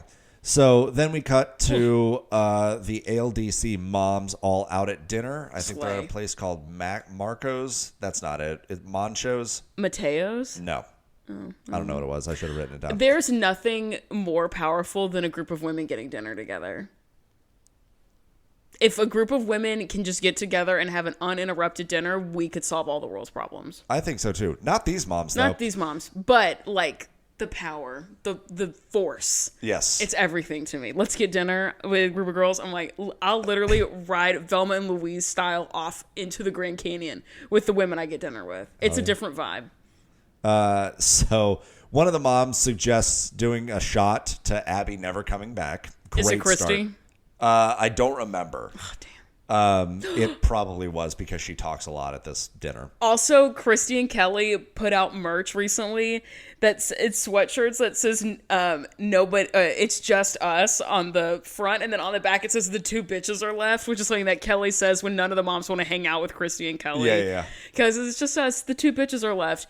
You and I need those sweatshirts. I agree. It's just us, the two bitches are left. If anybody wants to, if any of our listeners or viewers want to buy, I'll send you my sweatshirts. Personal home address and you can ship them to me. Yes, agreed. Tony probably already has it at this point. The two bitches. That's probably true. So someone suggests doing a shot to Abby never coming back. Melissa doesn't wait for the toast that someone suggests. She just downs the shot and then chases it with a lemon. I don't know what they're doing shots of. There was salt on the rim. I think it's tequila, and they chase it with a lemon. Traditionally, you chase it with a lime. Chase it with a lime. Do whatever you want, but that's just like, woo, that's a lot. She had no decorum whatsoever. No, Melissa's fucking crazy. Yeah. Jill then wonders how Abby will do in L.A. Christy Ray then says, oh, they love her out there. Christy, Chloe's mom, says, well, if I visit L.A., I am trigger warning for fatphobic comment, by the way. God. Christy then says, if I visit L.A., I'm obese. How's Abby going to be received? Christy Ray, like a champ, then says, oh, there are lots of personalities like Abby. Slay with the redirect. Yes, that's why I brought it up. Did someone set up for the spike and she just stood there and let it fall? She's like, oh, there are lots of personalities There's lots like of really Abby's. big personalities out here. Phenomenal work. That's what I've said it a couple of times. Christy Ray had one like crazy episode where I think they just told her to be on her clown shit. Yeah. But for the most part, she stays like pretty okay. She's like pretty secure in who she is as a human being. Yes, and she says some things that are like I think more okay than most of the other moms. Like she stays pretty towards the middle, which I like. That's awesome. That's an amazing redirect. Yeah, that's great. She's like, oh, this is what you meant. Just like pretending that she didn't make some crazy comment about her weight. She didn't like bitch at someone or make someone feel less than or like match fire with fire. It's just like, oh, you meant this. Yeah. Amazing. Slay. Using manipulation for good. That's how I get you on this podcast. Holly wonders what this trip to LA means for the Pittsburgh studio. Like, are we still going to compete? Will Kathy still come after us? Great question. Christy says, Kathy will dance her damn self if it means competing against us.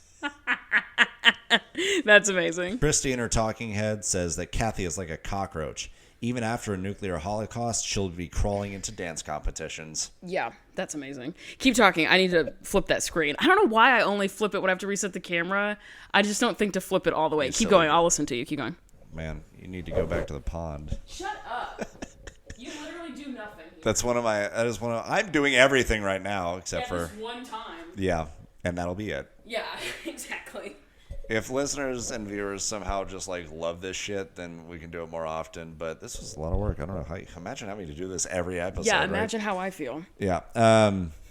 Moms say that clearly candy apples are in shambles right now, but certainly she's like recruiting. Christy cheers to an Abby-free world, and all the other moms besides Melissa take the shot. Because Melissa's already taken Yeah, hers. 'cause Melissa's a fool. Back to the candy apples. Anthony then talks a little bit about the dance and asks all the kids, do any of you have a boyfriend or girlfriend? Campbell They're all children. They're all children. Campbell is the only one, but she quickly Slay puts her hand Campbell. up. She's like, I do. Oh. And then she pulls her hand back down because she realizes that her mom's mother right is there. Yeah. And she literally says, Mom, you didn't hear anything. That's really cute. I like that. Jalen then says he isn't sure if he's had his first kiss. That's just like you just a second ago. That's fair. Being like, I think it was this. He just like me for real. He says, quote, my lips just kind of slipped on her. What? We can dig more into As that an if you- adult, I need a little bit more context about the situation. I think as a kid, he's more like we kind of fell and bumped into each other. And that he's counting that. He's 8. I don't know what he's doing. Anyway, back to the candy apple couch. Gina D is missing. Okay. She's not there today. She's AWOL. Got it. One of the other moms, Donna, calls her. Gina D says, Mary is sick and was throwing up all night. Gina D then says, oh, she'll be fine when she comes back, though. Okay. Cool. Setting the table for something later, perhaps. Is that foreshadowing? Is she really sick or is it something else? Maybe. Okay. Interesting. Back to the actual studio. Kathy tells the kids the competition is in Youngstown, Pennsylvania, and that's in my backyard because it's 1 hour away, so everything needs to be perfect. Like people are going that knew her from her childhood. No, literally. We've talked about this before, that every city is the biggest competition in the world. Yeah. She then says, I'm doing a mental head count. Where's Mary? A mental head count. Okay. Yeah, that's where all head counts. That's how you count, is with your brain. Yes. That's like saying, ATM machine. Yeah. Duh. Or when people mean to say I'm thinking out loud and they say I'm just talking out loud. I do that intentionally sometimes. But you talk, that's the only way you can talk is out loud. I can talk quietly. But that's still out loud. Well, it's out quiet. Out quietly. Whatever, keep going. You beat me to the punch. Predictable head ass. Kathy in her talking head says, we've only been together a day and Mary's already absent. I don't know about her commitment to this team. Oh my God. She was literally throwing up all night. Yeah. Kathy's commitment. She was fighting demons over the toilet last night, but go off, sis. Yeah, go off, queen. Kathy evaluates the dance so far. She watches a run through of it. She loves Anthony's choreo. This is the group number? Yes. Okay. Kathy says she loves Anthony's choreography. She then sends the kids away to practice. And then she and Anthony can talk about the kids. Talk shit. Yes. About the children. Kathy says, I don't know about Campbell. And then Anthony immediately says, yeah, she's the weak link. Thank you so much for saying what we're thinking. That's amazing. Kathy then notes, she's like, I think we should still give her more time. But this isn't how she envisioned it. She's going to have to make a couple phone calls. Again, setting the table for later. Girl boss. Yeah, there's some ominous music. The toxic girl boss of it all. Slay. Kathy then makes a phone call. Mm-hmm. Who do you think she called? Kendall. No. Really? JoJo Siwa. No, Nope. we haven't gotten her yet. Kathy makes a phone call, and on the other line, Black Patsy answers. This is when I texted you earlier when I was like, Amanda, this episode is about to go into fucking overdrive, dude. If you are just an audio listener, Amanda is going through it right now, just like the weight of the world on her shoulders. Right. I'll continue. Black Patsy answers. If you're just an audio listener, go look at our YouTube channel. Yes. Kathy notes, I've always liked Black Patsy, and Nakia is a good dancer, her daughter, of course. She thinks, Kathy, that Black Patsy will go to bat for her. She thinks that Black Patsy serves any allegiance whatsoever. Also, that she'll go to bat for her? Are you saying Black Patsy will go to Batsy? Black Patsy, self-given name, P.S. Yes. This is her chosen Her title. self-appointed title. Also, all the other moms are referring to her as Black Patsy through the episode. That too, everyone's doing it. She told them to. She knows no allegiance but to the game. You know what I mean? And like, she's the only mom besides, well, not even Jill. Jill does have her limits. She's the only mom that we've encountered thus far who will do whatever it takes for her child, including probably killing someone. Yeah. It's a different level of willing to do. Jill will like stay late, pay for extra lessons, give Abby presents. Black Patsy will call you a slur in the lobby and then get kicked out like she did the last time we saw her. We'll revisit that. Okay. Yeah, so Black Patsy, I think, is the perfect mom for this show. She's a great weapon to have in the chamber. If you had too many of her, though, there would be fist fights. If we had her every week, it would be too much. Like, there would be violence, physical, actual altercations. So, moving along. I'm scared. So, we go to a commercial. Slay. Also, you didn't acknowledge my Black Patsy will go to Batsy joke, and I'm really upset about it. So well, anyway, I didn't acknowledge it because jokes are usually funny, and so it wasn't a joke. So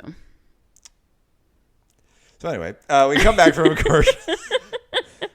a commercial. We are back in L.A.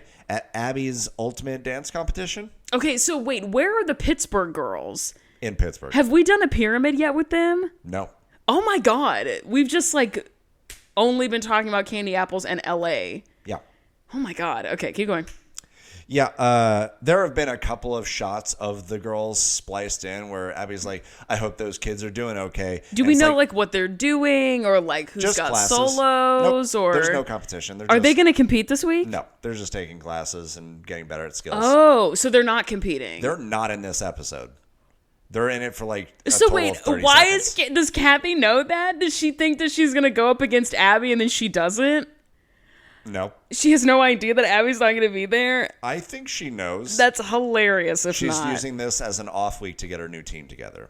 Okay, got it. I'm readjusting my expectation knowing that the Abby Lee Dance Company does not make a formal appearance. Yeah, yeah. Unless you're yanking my chain and they do show up later. I'm not much of a chain yanker. Okay. Anyway, Stand by it. Abby's Ultimate Dance Competition. She's in hair and makeup. John, her friend and realtor, walks in. He then tells Abby that someone should go spy on Kathy. It better be Abby. Abby says, well, obviously. Okay, let me ask you this. Who do you think she chooses to go do it? Herself. No.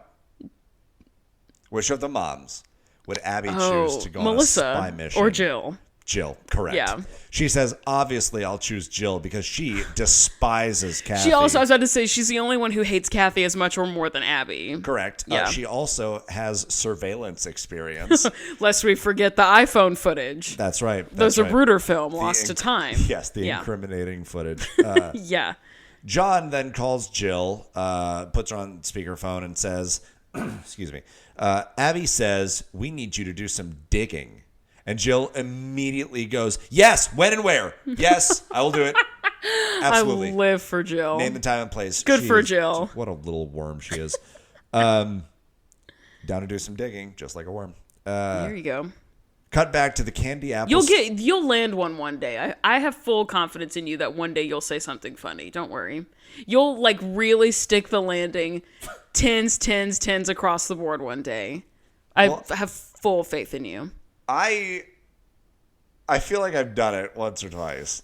It's hard to know ourselves, truly. It's hard to have a real picture of who we are as individuals, but I love that for you. I think that's great.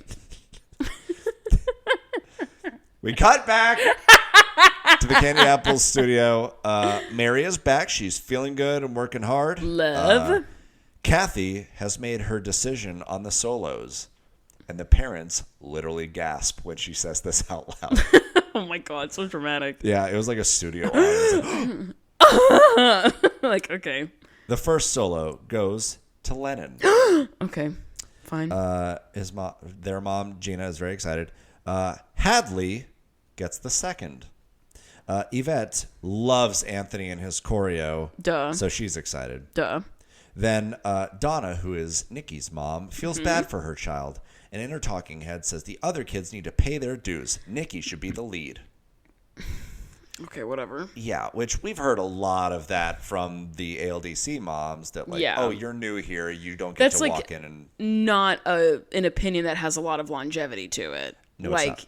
Because as soon as someone else has more experience, then it is just a matter of talent, and you don't have a leg to stand on anymore. Once they've all paid their dues, now it's like an actual fight, and then it's like, well, now you're out of an argument. I would agree.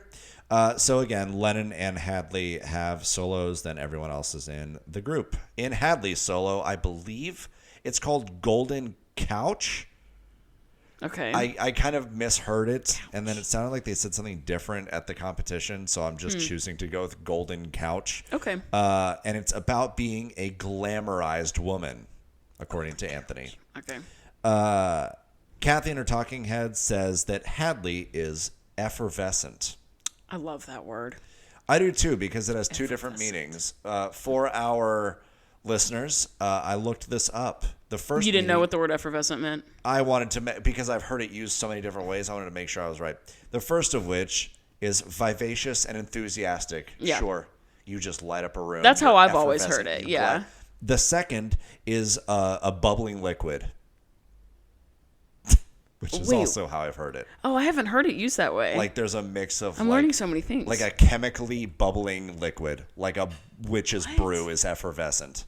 I have never heard it used that way. I've only heard it as a personality trait. I've, I guess, read a lot of like fairy tale type stories and effervescent. You're in that fantasy smut. It's not the fantasy smut. No.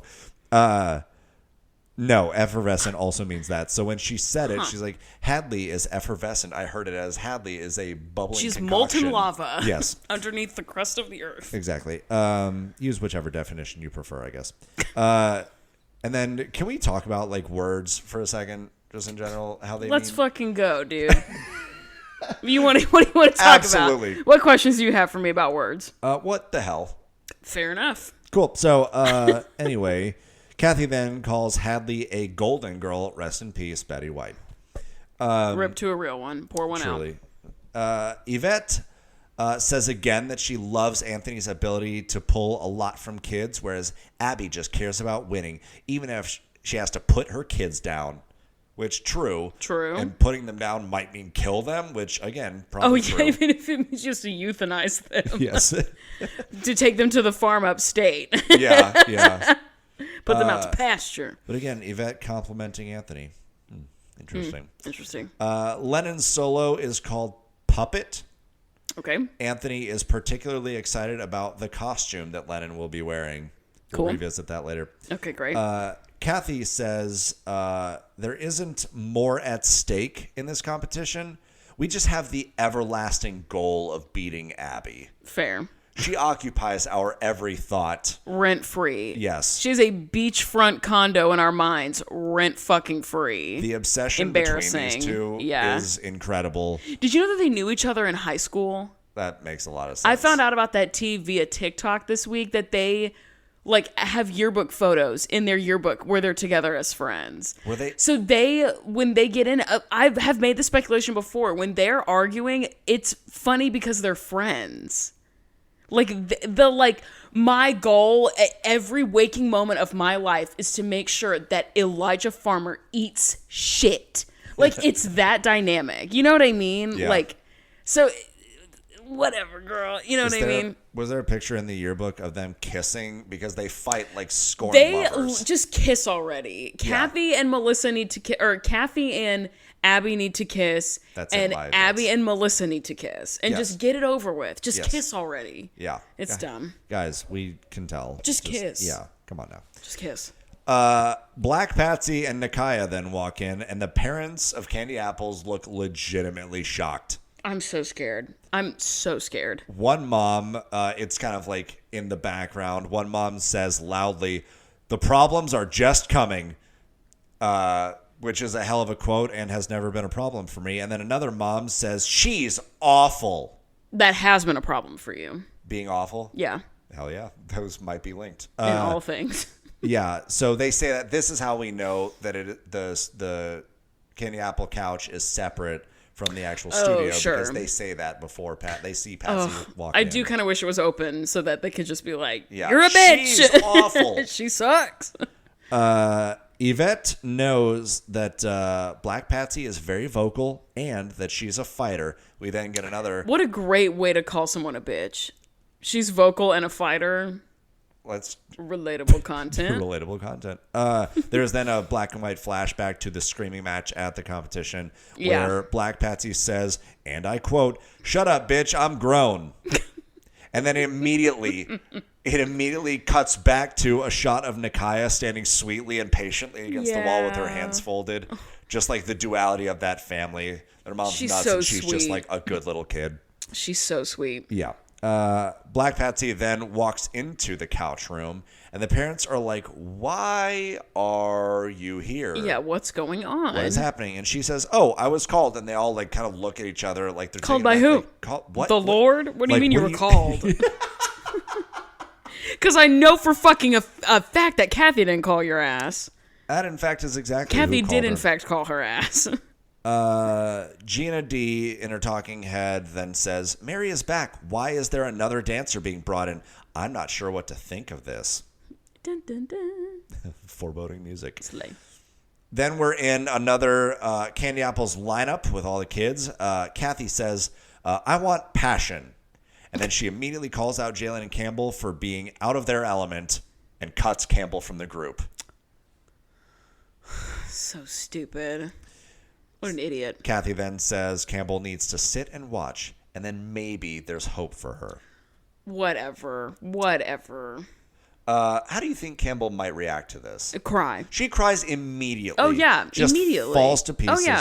Oh, yeah. Not surprised. In the I next would room, too. Yep.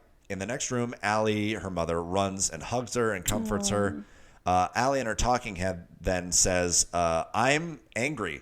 I think that my child should not be cast aside." Sure. Through tears, then Campbell, while being hugged by her mom, says she just like wails dramatically. Sure. Oh my God. "It's over." Oh my God. And then Allie squares her and says, "It's only over if you believe it is." Slay. It's not necessarily giving Dr. Holly, or Christy, but like it's not quite. It's closer to. That's Christy. okay. Yeah, that's fine. We then not everyone can be Dr. Holly. I want you to remember that you said that. Oh God. Oh no. We are now arriving at the competition. Jill, Holly, and Kelly are all there to spy. That's amazing. Convincing your boss that a one-person job is a three-person job. Yes. I am familiar. I am certain also that Jill was like... Wait, sorry. I have to interrupt you. Shouts out bestie of the pod, Rachel. Rachel has to walk past my office at work to get to the bathroom. And almost every time without fail, she'll poke her cute little head in my office and go, "Do you have to pee?" And then sometimes I'll be like, "Actually, yeah." And then I'll get up and we'll go to the bathroom and talk shit and then come back and like go back up, about our business or whatever. And it's so funny. And it really is just like whatever excuse we can come up with professionally to be put on the same task, I'm going to do it. So I respect that hustle. I'm familiar with that hustle and I respect it. Very much so. Whenever it's rare that I have to walk to like the carpet side of the building because I work towards the warehouse. So if ever I go over there, that's where all of girl lunch works. And so whenever I walk over there, I will like take a zigzag pattern through the office just to rile them up like at their desk or whatever, just interrupt whatever they're doing. All my friends are in the warehouse part of my job. And I'm like, I need to go take a lap.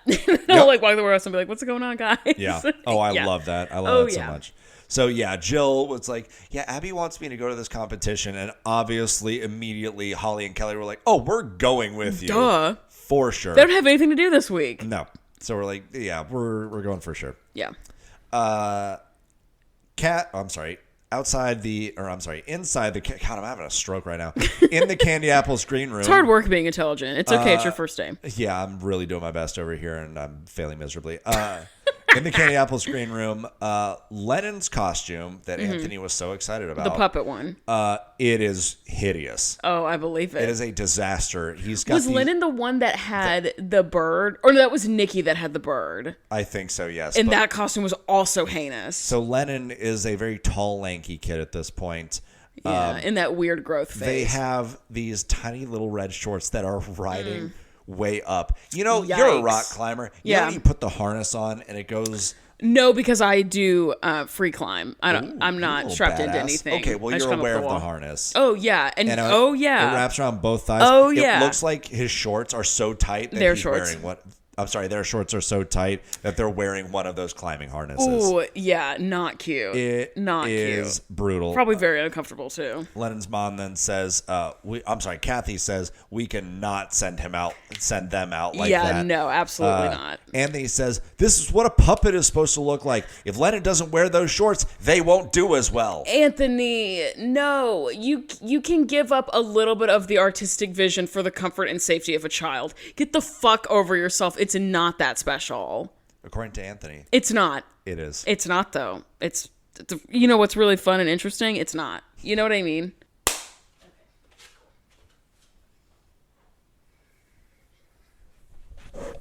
Okay. Oh my god. Too many struggles today, dude. Okay, switching to the iPhone because my camera battery died for like the 40th time. Yeah, we've had camera issues for the for weird. those watching. We've had camera issues several times now. Sorry, team. Yeah, so sorry about that. We are still the podcast Great. is in its infancy. That's true. It's weird because I've never had like the battery, it's just a battery power problem. Yeah. So for some reason those batteries didn't charge even though they said they did. So I don't know. I'm going to invest in a different battery so that won't happen anymore. Anyway, We will continue. figure it out. Anyway, so Lennon's costume is hideous. Anthony wants Lennon to wear the costume as is. Who doesn't want it to compromise the integrity. Can't stand people like that. That's so annoying. Right, yeah. So anyway, Lennon then is sitting on Kathy's lap in tears in the next shot. Kathy Sweet tells baby. Lennon, Anthony's just passionate. The Yeah. dance is beautiful. Lennon then says, I felt confident until now. Until an adult told me not to feel that way, pretty much. Exactly. Lennon then changes into like black dress, dance pants, walks back in. Anthony doesn't say a word about it. That's good. We'll see. The ALDC moms then walk into the Candy Apples green room. Of course, because they can't not be in someone else's business. Right. Yvette, in her talking head, says Abby has her spies out, which means she's starting to squirm. Whatever. Black Patsy says to the moms, I know from experience this is a waste of your time. And then the ALDC moms freak out when they recognize Black They're like, Patsy. oh, God. It's like a It's jump a jump scare. Yeah. That's exactly right. Jill God. is like laughing her ass off and says, they let her back in? She got kicked out of the Last Dance competition. Yeah, fair enough. Black Patsy says, I walked out. And Jill says, yeah, because they told you to. Slay, Jill. Kelly in her talking head says that we were shocked and that Black Patsy has this whole new look. She looks like Dr. Holly. And then Kelly says, no matter how hard you try, you'll never be like Dr. Holly. Which is why I told you to remember that you said that earlier. Did she say that out loud? Or did she say it in her talking head or in real life? She said in her talking head, no matter how hard you try, you'll never be like Dr. Holly. That was probably a producer-fed line, but I don't care. I don't care what the origin is. It's still a fact. Kelly said it with her full chest. As she should. I will note that as she's talking about this, Black Patsy does not have a whole new look. She's literally just wearing a wig. Oh, okay. Like black women do sometimes. Sure. She looks like Dr. Holly. No, she doesn't. Yeah. Their hair is very different. Who said that they look the Kelly. same? Kelly, that feels racially motivated. That you think all black women look the same. So Black Patsy girl. before had like curlier hair. Like and it was, it's up, like tighter. But yeah. now it's like a wig that has like smooth and it's like down length and to not it. out. Yeah, Sure, it's yeah. down. And so like that's the Girl, same, but their hair Kelly, looks very different. Man, white women really do be on their crazy White shit suburban all the time. women, man. I'm telling you. Crazy. But at least she said that producer line, huh? Yeah. Wait, so Kelly said you'll never be like Dr. Holly? Oh, I thought Holly said that about herself, and I was really excited. No. Oh, okay. Well, No. it's still true. Holly's not that arrogant. Yeah, that's why I was like, it's probably She producer could line. be. She has a leg to She stand has the on. right to be. Yes. I love Dr. Holly.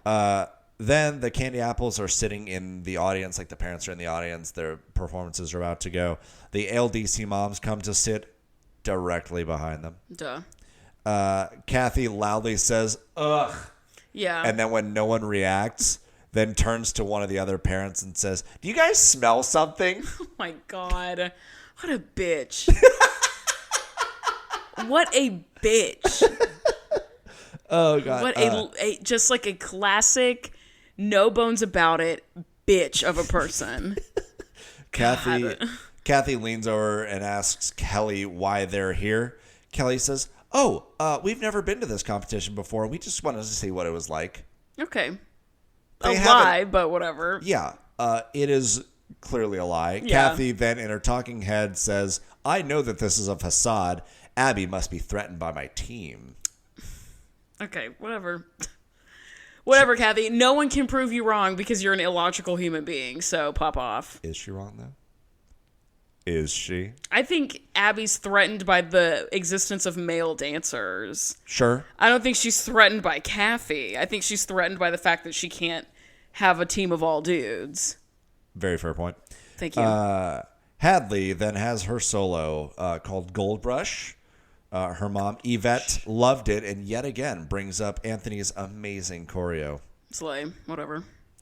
Lennon's solo, The Puppet. Mm-hmm. Jill, in her talking head, notes, both these kids are good, but they were plucked from other studios. Kathy didn't make them. True. Which we have heard before. True.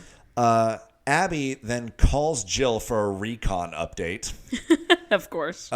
Jill tells Abby about Hadley, and then Abby immediately, yells, the word roadkill escapes her body. Oh my God. Like she can't not say it. Yes. And then says that Hadley's mom is crazy. Jill then says that Kaya and Nikaya are there. Mm-hmm. Abby didn't bat an eyelash. Mm-hmm. That would have been the shocking thing to me, I thought. Oh, yeah. That is weird. Yeah. Abby, in her talking head, then says, brushes right past it and says in her talking head, even though I'm not there physically, I'm there in spirit. This is about Pittsburgh. It's my technique that's being taught. The show then shows a 3-second clip of Gianna teaching, and that's all that we see of the kids. That's ALDC crazy. kids. That's really it. There's there's really wild. One or two of those sprinkled throughout. Yeah, they better be working, and then it's a little thing Gianna's of them working. Just you guys need to be together. Yeah, Let's do it again. Try it again. Yeah. And then nothing. Weird. Yeah. It was very bizarre. But again, Kathy's on her clown shit. We got to make the most of it. It's true. I just love it when Kathy and Abby argue IRL, but yes, I'll take whatever time with Kathy I can get. I agree. I love Kathy. She's crazy. She is just she's crazy. She's just like a dumb person. She is real dumb. Ridiculously delusional and has no concept of other people's feelings and is a fucking menace. And I love her.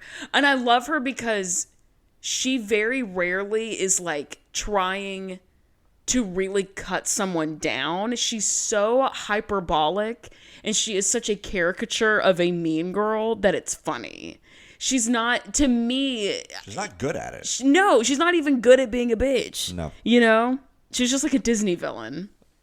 I love her. Like a silly one, though. Yeah, like a cartoon version of a bad girl. Yeah, love. We are now back in the Candy Apples green room. Yvette hugs Anthony. Okay, girl, that's a lot. She has complimented him a lot. Are we talking Christian side hug? Are we talking girl around the neck, dude around the hip? What are we talking one of these? Are we talking a dude bro where they do the thing and then they smack each other on the back, chest bump? That. Okay. If Anthony did that to Yvette, she would shatter into pieces. Oh, yeah, that's so true. Yeah, she would break. No. What's the structure of the hug? Up under his armpits like this. Sure. And he went over the top. A real close bear hug. Yeah, that's a lot for a professional setting. Yeah. She then tells him that, Hadley just wants to make you happy. We're here for you. Nope. I'm out. You lost me, Yvette. You lost me, girl. Gina D in her talking head, the one with the bangs, Gina D says, if Anthony leaves, they'll probably go right on behind him. Black absolutely. Patsy then loudly wonders, are you here for him or are you here for the team? Girl, girl, you're not here for the team. Watch your mouth. You just showed up again randomly because you got called on. Correct. She has no allegiance. You're not even there for the team. What are you doing saying that? You're not for the team. You're for the game. You know, it's not about the team. Yourself and your daughter. She's like LeBron. You know what I mean? Where it's just like, just loves the game, doesn't give two shits about what team he's on. He just wants to play the game. Well, maybe. Jacob, if you're listening to this episode, I'm sorry for what just came out of her mouth. You can take it up with her in her DMs. Jacob's a huge LeBron fan. Oh, I'm not saying LeBron's a bad basketball player. Oh, no, he would argue. He's like, LeBron's such a great team player. He leads the NBA in assists, but and he cares about... But the moniker of I go where LeBron goes is a moniker for a reason, because LeBron switches teams all the time. Well, that's what Jacob does. Whatever team LeBron is on, he's for that team until he gets a better offer, and then he fucking dips and goes to another team. But at least while he's there, he's actually for the team. Oh, Black absolutely. Patsy is not. But as soon as a better offer comes up, he's like, peace out, guys. I'm going to play, wherever. So it's like, it's kind of a team player, but he just wants to play basketball. To be fair, a lot of NBA players do that. It's true. It's just LeBron is so famous that he's the one people notice it the most about. Yes, correct. Where am I? Yvette then points out that she's literally dressed head to toe in red for the Apple Corps. I hate that. It sounds like Marine Corps. I do too. I really don't like it. Like Cottage Core. It's like too many things. She does note that the choreographer is the one that picks the dancers. Black Patsy then says, yeah, and that's why you've been up his ass all day. Okay, great. Gina D says, you just seem like you're nice to us, but then behind our backs, you're probably holding the knife. Yep. And Yvette says, no.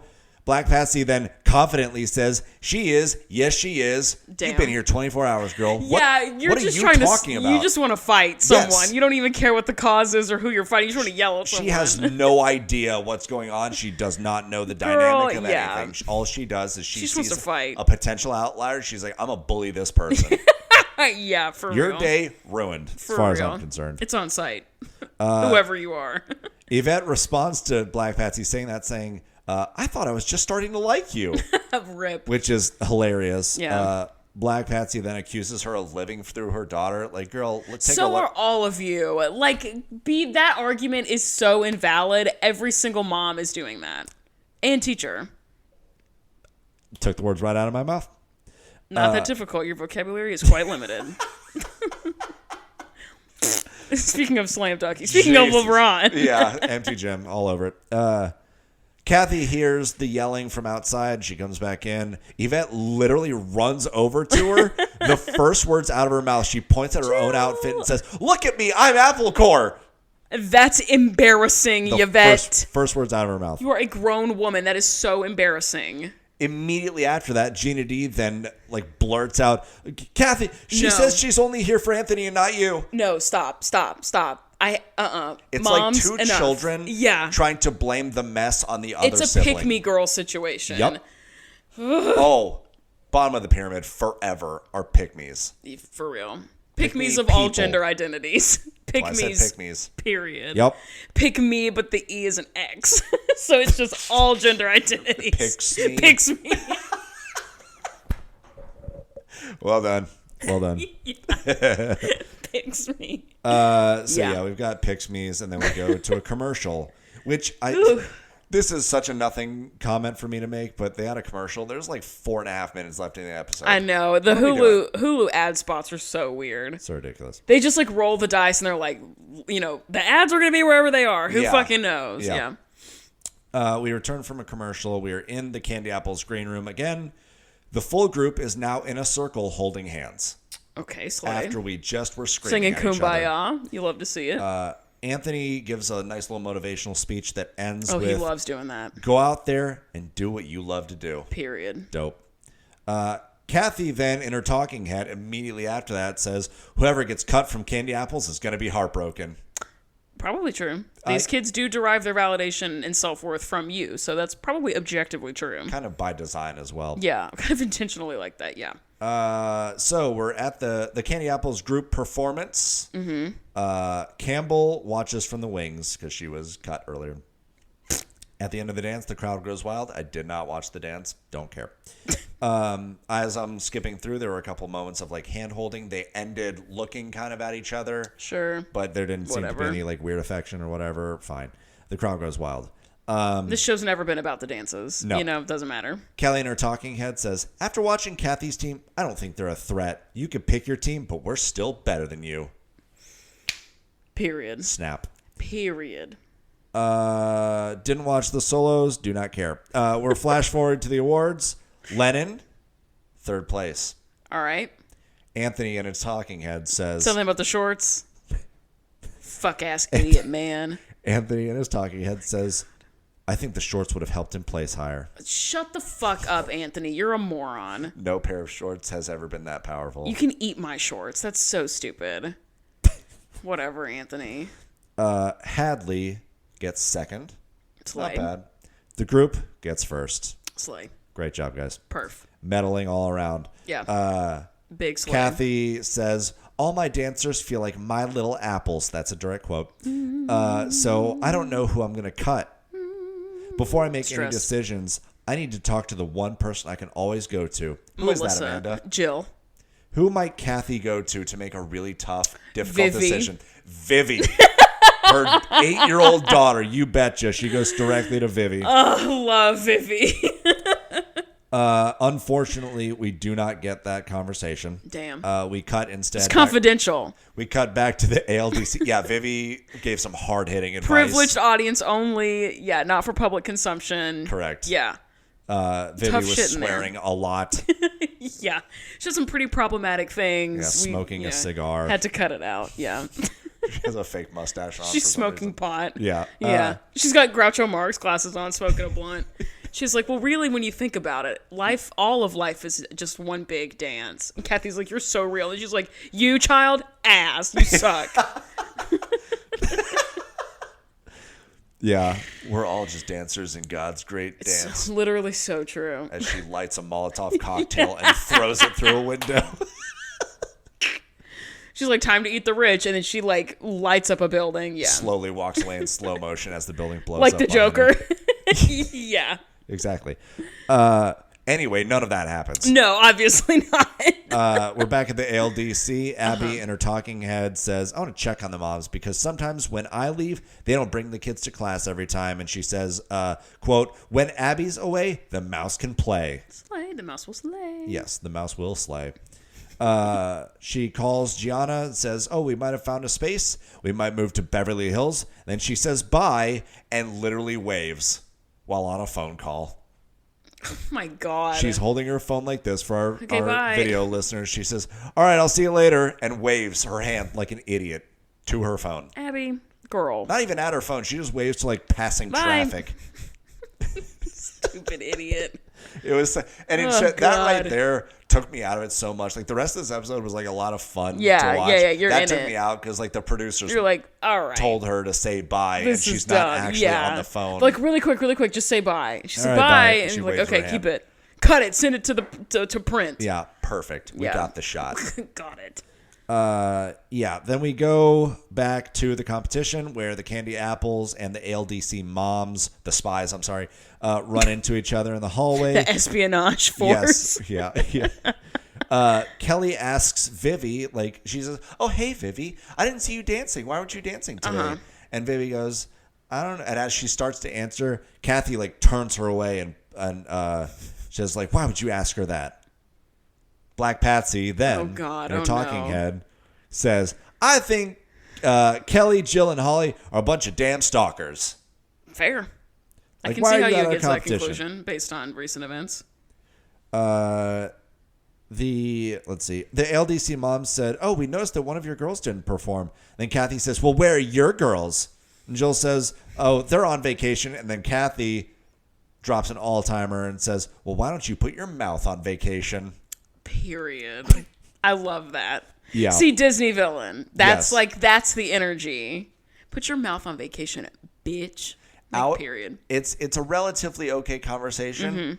out of nowhere, Oh no. Jill and Black Patsy start course. literally screaming at each other. Because they were the ones that were screaming at each other the last time. Yes. They have beef. They have unfinished real beef. Business. Yep. They have real life beef. They are beefing. Speaking of unfinished business, the last frame of the last shot that we see in this episode, Jill is moving forward like this.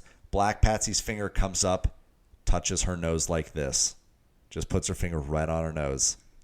Like, this is a physical threat. I will put my hands on you. That's terrifying. And then the episode ends.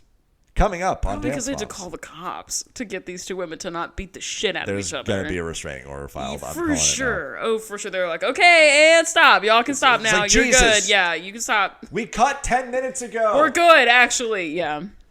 That's crazy. And then that's the end of the episode. What a wild episode with no, like, real appearance by Abby. Yeah. That's, like, kind of nuts. She was like, in on for the phone. a couple of minutes. Yeah. And trying to work her puppet strings from far away. Right. But this was all about the candy apples. That's nuts. Yep. And mainly about Anthony, huh? Yeah.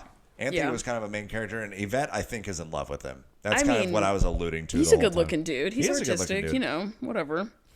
That's Now, wild. Do you have a song for the episode? I do. I do. Do you want to go first? I can. Go for it. Mine is the song Wonderful by Everclear. Star Wars poster on my bedroom door. I wish I could count to 10. Oh my God. I have a song. Everything will be wonderful again. I have a song that you need to listen to after this episode is over because I have a feeling you're going to like it a lot. But It the is- song that I want to... Everclear? Yes, Wonderful by Everclear. What is this genre? I have not heard of this group before. Is this rock? 90s, early 2000s rock? alternative rock. Yeah, that's kind of your jam, huh? Think of every, Like it's a little more Evanescence. chill. It's not like Evanescence. Okay, good. Evanescence is more like nu metal or hard rock. Okay. This is more Is this like plain white tees? No. This is more like the Goo Goo Dolls. Oh, like Iris. I love that song. I thought great about song. making what was an it? Baby's Black Balloon. Excellent song. Also by the Goo Goo Dolls. You'd know it if you heard it. Probably. Sounds like every one of their songs. Ever. Anyway, yes. So yeah, Everclear, the song Wonderful. It makes me cry every time I hear it. Love that for you. That's crazy. Every single time. That's crazy. Well, it touches on some subject matter. It was Oh, also sure. on the radio, and I related to it a lot at a time that I was going through a lot. Sure. So all of that Oh, sure. Yeah. culminates in yeah. if I hear the song, I will cry. I get that way about the opening number of Hairspray. Like, I don't care what I'm doing, where I am. When I hear the beginning drums to Good Morning Baltimore, I'm crying. Hell yeah. Every time. What? I'm going to see that show in June with my parents. I'm crashing their double date with their best friend couple.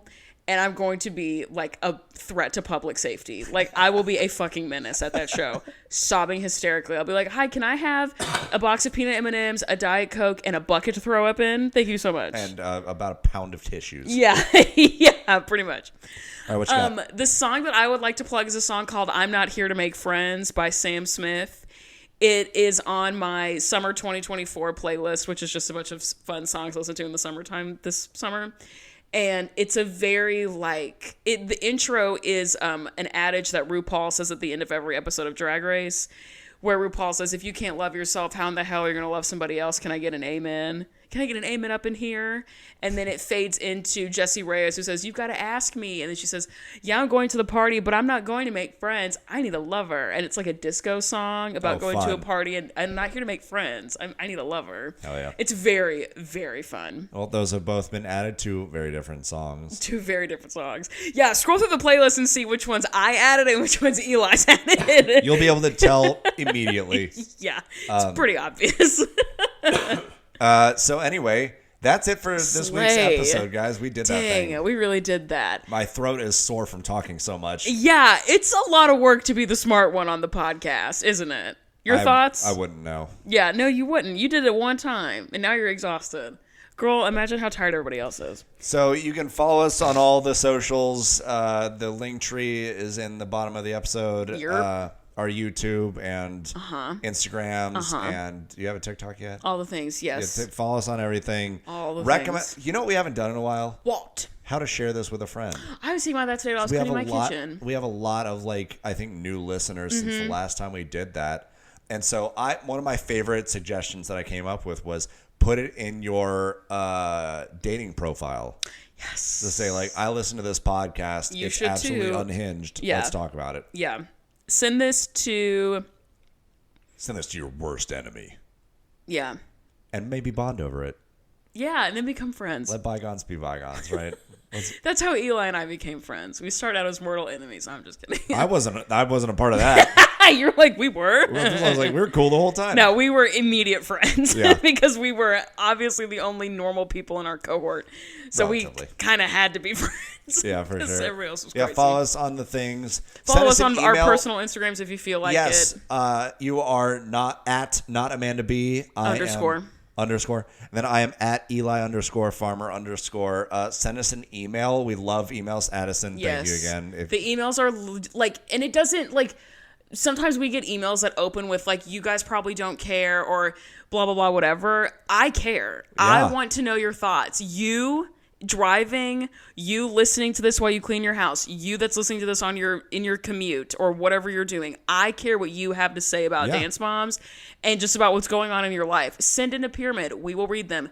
I would also like to address the camera and the microphone really fucking quick. And I'm going to break it down for real right now. Stop being mean to Eli. I'm being dead ass. I'm not trying to be funny. Enough. There are people who are being mean to Eli for real, and that shit's not going to fly with me personally.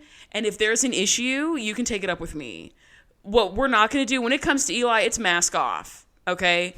Enough. It's going to be block, delete pretty permanently. Stop legitimately bullying him. That's embarrassing. There is a difference. Knock it off. There's a difference between being silly and goofy and sending a knife emoji and like legitimately harassing someone. No. And just like I could actually go like off right now and I'm not going to because I'm trying to exercise restraint. I'm tripping over my words because I'm so mad. Enough. Stop it. It's embarrassing. You look like a fool. Knock it off. A fool. I love that. You do. You look like a fucking fool. One of my favorite insults of all time. Yeah. Well, thank you. I did not know that you were going to get on I'm not doing soapbox. that. You're like literally like one of my best friends. When it comes to Eli, it's mask off. I'm not doing that shit with people. That's fucking crazy. Who wrote what song is Mask Off? Who did that? I don't know.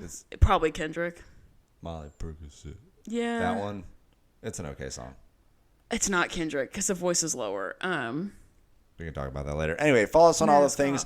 Seriously, guys, send emails. Send like send your funny DMs. Yeah, giggly thoughts that we would want to read out loud. You can not send, mean shit. Yeah, you can send in literally a listener pyramid with no context outside of it. If you or hey, this is a song I'm bumping recently. Great, like, we'll plug it for sure. And then also, if you want to send 10 paragraphs about how great Amanda's haircut looks, you can also do that. So, absolutely. And everything in between. But that's it. We will talk to you next week. Goodbye. Thank you so much for listening. Goodbye. Yeah, I had to let you have that one. I couldn't do that. Thank you. I need your operatic baritone voice. Can't be me doing that shit. Hell yeah. Hell yeah.